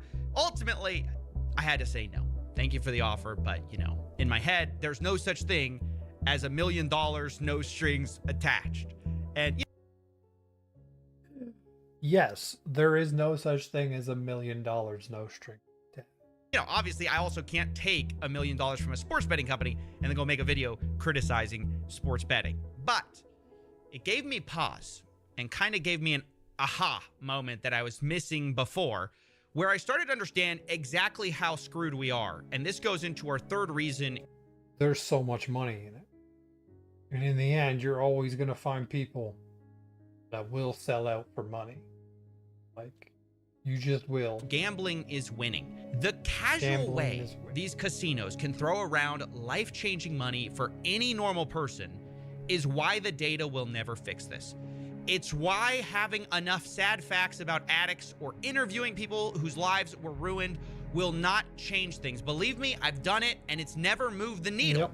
To be honest, it's not even debatable that gambling is kind of bad for most people and life-destroying for a few. Even the industry kind of admits that. But the reason gambling is everywhere in spite of that is there is too much money in the game benefiting the people that make the final decisions, right? Think about the states with tax revenue, the casino profits, the influencer payouts. There's a small group that gambling is incredible for. So incredible, it basically defies logic. I'm talking billions of dollars in profits. And if you want to understand why gambling is everywhere, you can't just look at the statistics. You have to look at the money. And I want to show you exactly how this works with an example.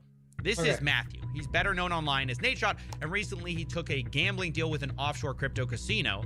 And when he first talks about the deal, I want you to notice it's a little strange. He almost seems hesitant.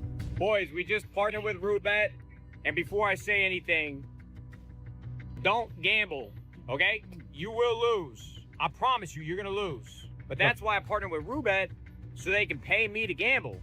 So that I can win, you can see me win, you can want to win, and you can go lose. even when I lose, I'm still gonna lose. Yeah, it's pretty.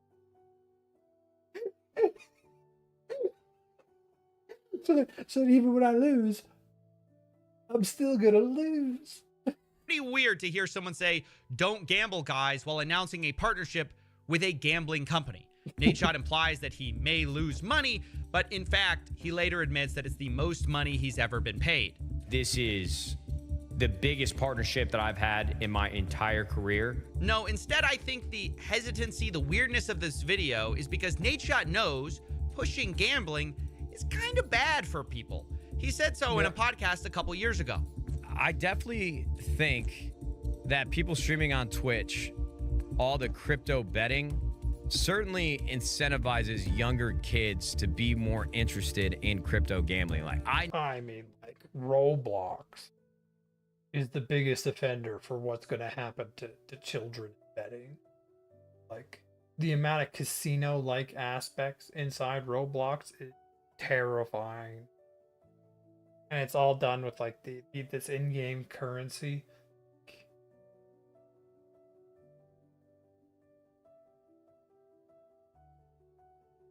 I think it's going to be devastating. No, personally, people that should not have been gambling online, but because it's so easy to gamble with crypto, they did it when they could not afford to do it, and it has not worked out well for them. Right. It doesn't work out well for anyone. Nate Shot knows personally it's bad. But for the reason why he's doing it anyways, just fast forward 2 minutes in the podcast and we find out, because the host asks, a hypothetical. What if someone offered Nate Shot $100 million to promote gambling? And well, let's just say his tone changed. I ain't turning down $100 million, bro. You got me fucked up, bro. I mean, like, why would you follow someone who says that they would essentially give you up as a follower for money? If he says he'll betray you, listen to his word. And then his actions. I'll go on there and I will crypto gamble 24/7, dude. At that point, man, it's the parents' fault. Hey, I'm just working over here. You're gonna pay me more than LeBron? Brother, I would be lighting up, cash on fire, gambling crypto. I would sell my soul for 100 M's. Are you fucking kidding me, dude? We should clip this. We should send this over to Kate. I won't sleep. I will be your workhorse. You want me to pump blue chews and crypto? Man. That's hard Gambling, to watch. I will do it all. You got me fucked up. Them kids, dude. Fuck them kids. Look, I'm just going to say, you can say he's wrong for saying that. He's a bad person for saying that. But the reality is, this is why gambling is winning. The casinos have so much money, they are buying people's souls. Even people who kind of admit gambling's kind of bad. Put enough money on the table, and Nate Shot says, hey, fuck them kids. And by the way, speaking of fucking them kids, let's talk about Drake. W's in the shot. It isn't just streamers or influencers taking deals. It's the biggest rapper on the planet. He signed a reported $100 million deal recently with Stake, the crypto casino, which is wild. There's really no endorsement deals like that anywhere else that hit those kind of numbers. And just like Nate Shot, Drake wants you to know that, even though he's taking the money, gambling isn't for everyone. Recently, he posted an $8 million loss, saying, gotta share the... So, is this them getting their money back? Like... Is this part of the plan? You give them a bunch of money, tell them, hey, you just use the money on the app. You keep what you don't lose. You're gonna lose it all. Other side of gambling. Now, maybe some of you think that's brave, but to me, I see that and go, Drake, that is the only side of gambling for most people. If any normal person lost... No one else sees the other side. Nobody else gets the $100 million, their life is over and their legs are broken. You're the only one with another side to this whole thing. Where, to be clear, that other side is reportedly getting paid $100 million. Yep. And to be clear, like, it's a lot of people taking these deals. I'm not trying to single anyone out. Let's also take Kevin Hart, right? One of the world's smallest comedians. He pushes DraftKings. And this one I find really bizarre. Do me a favor, man. Go to the DraftKings app. Look at what I'm betting on. Look at why I'm betting on. Place your bets. All the action is here. DraftKings, Kevin Hart. I'm not even going to ask why Kevin needs you to get on DraftKings and bet. Like, the fact is he's worth a reported $450 million. But the real thing I find so gross about this is that Kevin Hart has gone on podcasts and talked about the need for financial literacy. He talked about this on Joe Rogan. The biggest problem within our community is knowledge. We don't know. Debt is welcomed because it's celebrated. That's all we know. The knowledge isn't given. So it's not till you obtain that knowledge and understanding that you go, oh, this is why you put money up. This is how you increase versus decrease. Oh, this is how you earn on your money. Ouch. So he's actively gone out, like, given financial advice, and then goes and does a DraftKings or whatever, one of the sports betting ads. Ouch.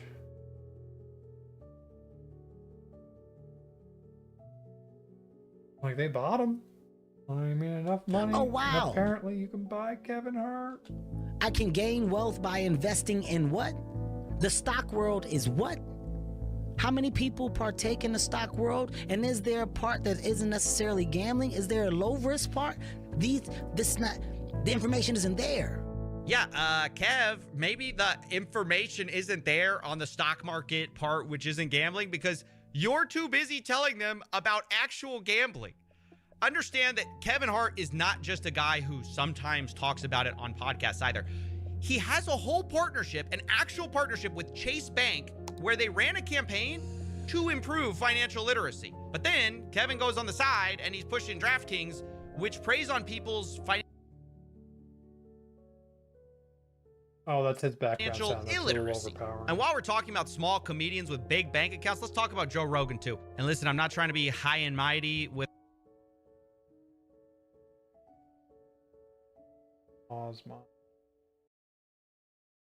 all this stuff. I know it sounds a bit like that, but believe me, I am eye level with these guys, okay? I'm very short too. You can't tell behind the $10 million studio desk, but no offense is intended here. We got to discuss, though, how the biggest comedians in the world, biggest, smallest comedians, are pushing DraftKings. Didn't Joe get a $250 million deal from Spotify? I didn't realize before this video, like, how many gambling ads he has been running recently. In the month of September alone, there were 11 DraftKings ads in 14 videos. And with Joe especially, it's weird because he's the guy who rants against Big Pharma's manipulative advertising. If you can advertise, you can manipulate people and change their opinion based on theatrics. So many. Everyone gets a free bet. We all want to win. Hey, let's win together. You know what to do. You have music and people dancing and holding hands and spinning around in a wheel. Advertising can be so malicious.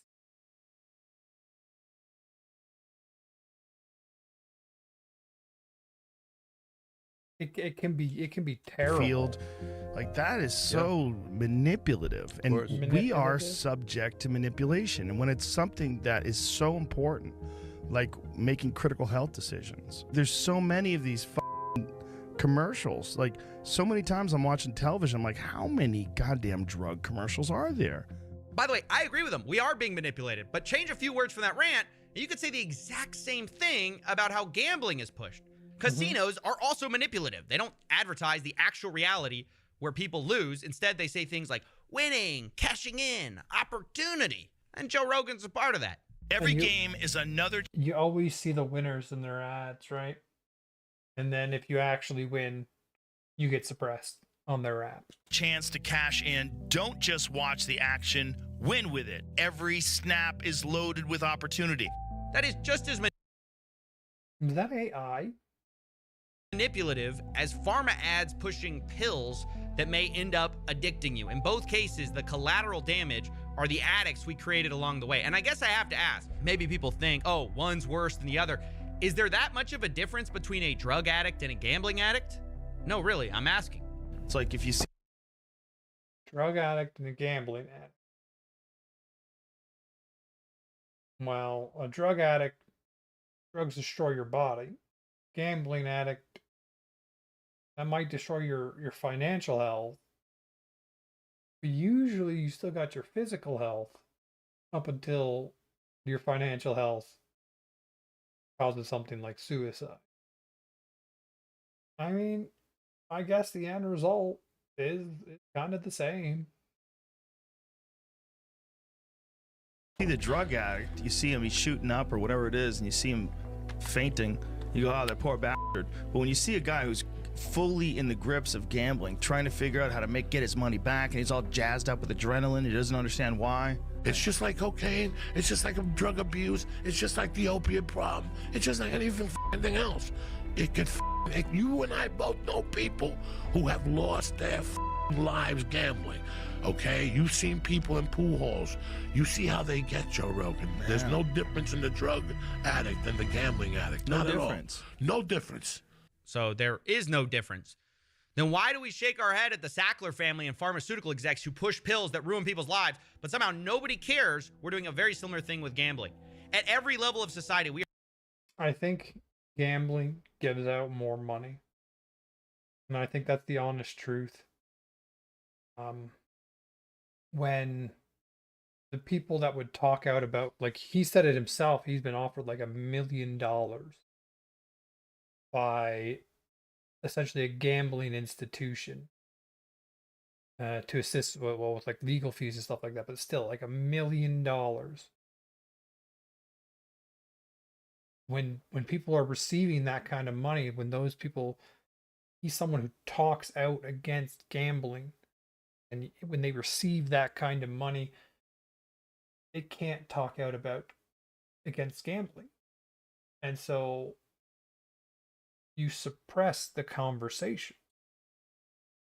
are shoving this down people's throats, and it's not that I mind if people gamble. Like, if the Sackler family were giving out $1 million to everyone who starts talking bad about them, there'd be a lot less people talking bad about the Sackler family Individually, but we are pushing it on people who otherwise would not have done it, because everything is gambling now, from sports to entertainment to investing. It is totally inescapable, and we're moving the casino from Vegas directly into people's pockets, connecting to their bank accounts. I don't know exactly how this is going to end, but it doesn't take a genius to see where it's going to lead. Gambling is going to be a much larger problem for people, and especially young men.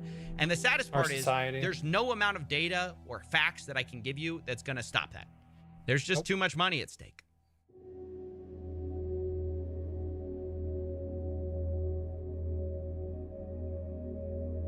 Okay, somebody responded.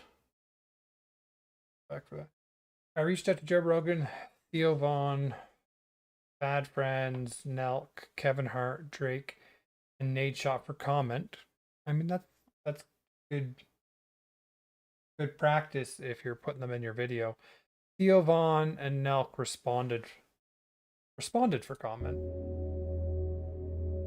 Okay, regarding online sports books or winning cash on sports, we currently work with Prize Picks. Between us, I enjoy betting very mildly on sports. I mean, like, that's the thing. If you have the resources, like, gambling can be done as a fun form of entertainment. If you have the resources, you're not the type to get addicted to it. Like, there is entertainment value there. The problem is allowing that to exist will destroy some people. And we are specifically making the next generation more susceptible to this destruction. And I think that is a really, really bad idea. It makes the games more fun, but I'm also aware of the risks it can pose, though probably not very knowledgeable because I haven't had the same exact issues. We make sure to follow guidelines from our sponsors, though it's worth being more intentional about emphasizing those risks to listeners.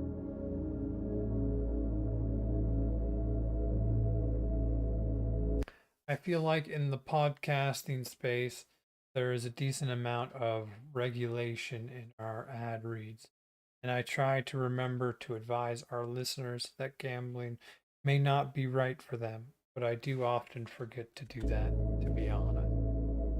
Theo Vaughn. Hey, at least he replied. Nelk.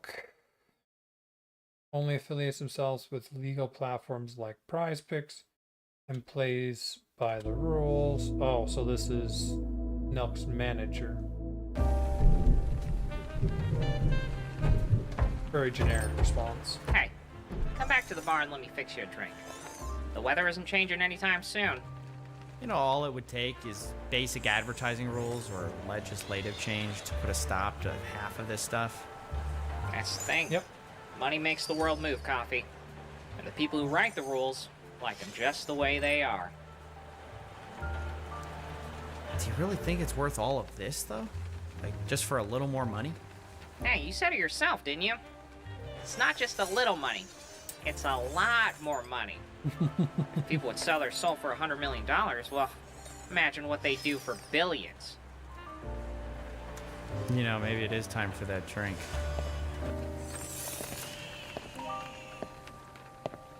You're gonna tip this time, right?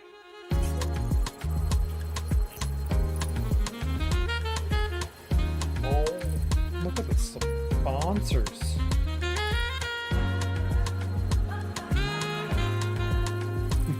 How long does that go on for? Okay, a while. We're not gonna look at all the sponsors. So, very good video. Generally, I think gambling should be more heavily regulated. There's like gambling can be used by some people as a form of entertainment, but there's other forms of entertainment. You don't need to allow gambling. It destroys some lives. Some people get entertainment from it, but they can get entertainment from other things spending. Gambling's not a unique form of entertainment. I don't know. I think a lot of society has been moving in the wrong direction by allowing this gambling chance mechanics into the society. I do not support it. But then, like, I've never been offered $100 million. I'd like to think I could turn that down, but $100 million. That's life-changing money. So, they blame the people that do it.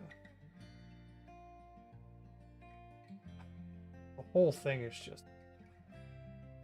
Yeah, the best way is for there to be strong rules and regulations around it. I personally would prefer if gambling went back to, like, you have to go to a physical casino. But as he said, you're definitely losing the gambling war.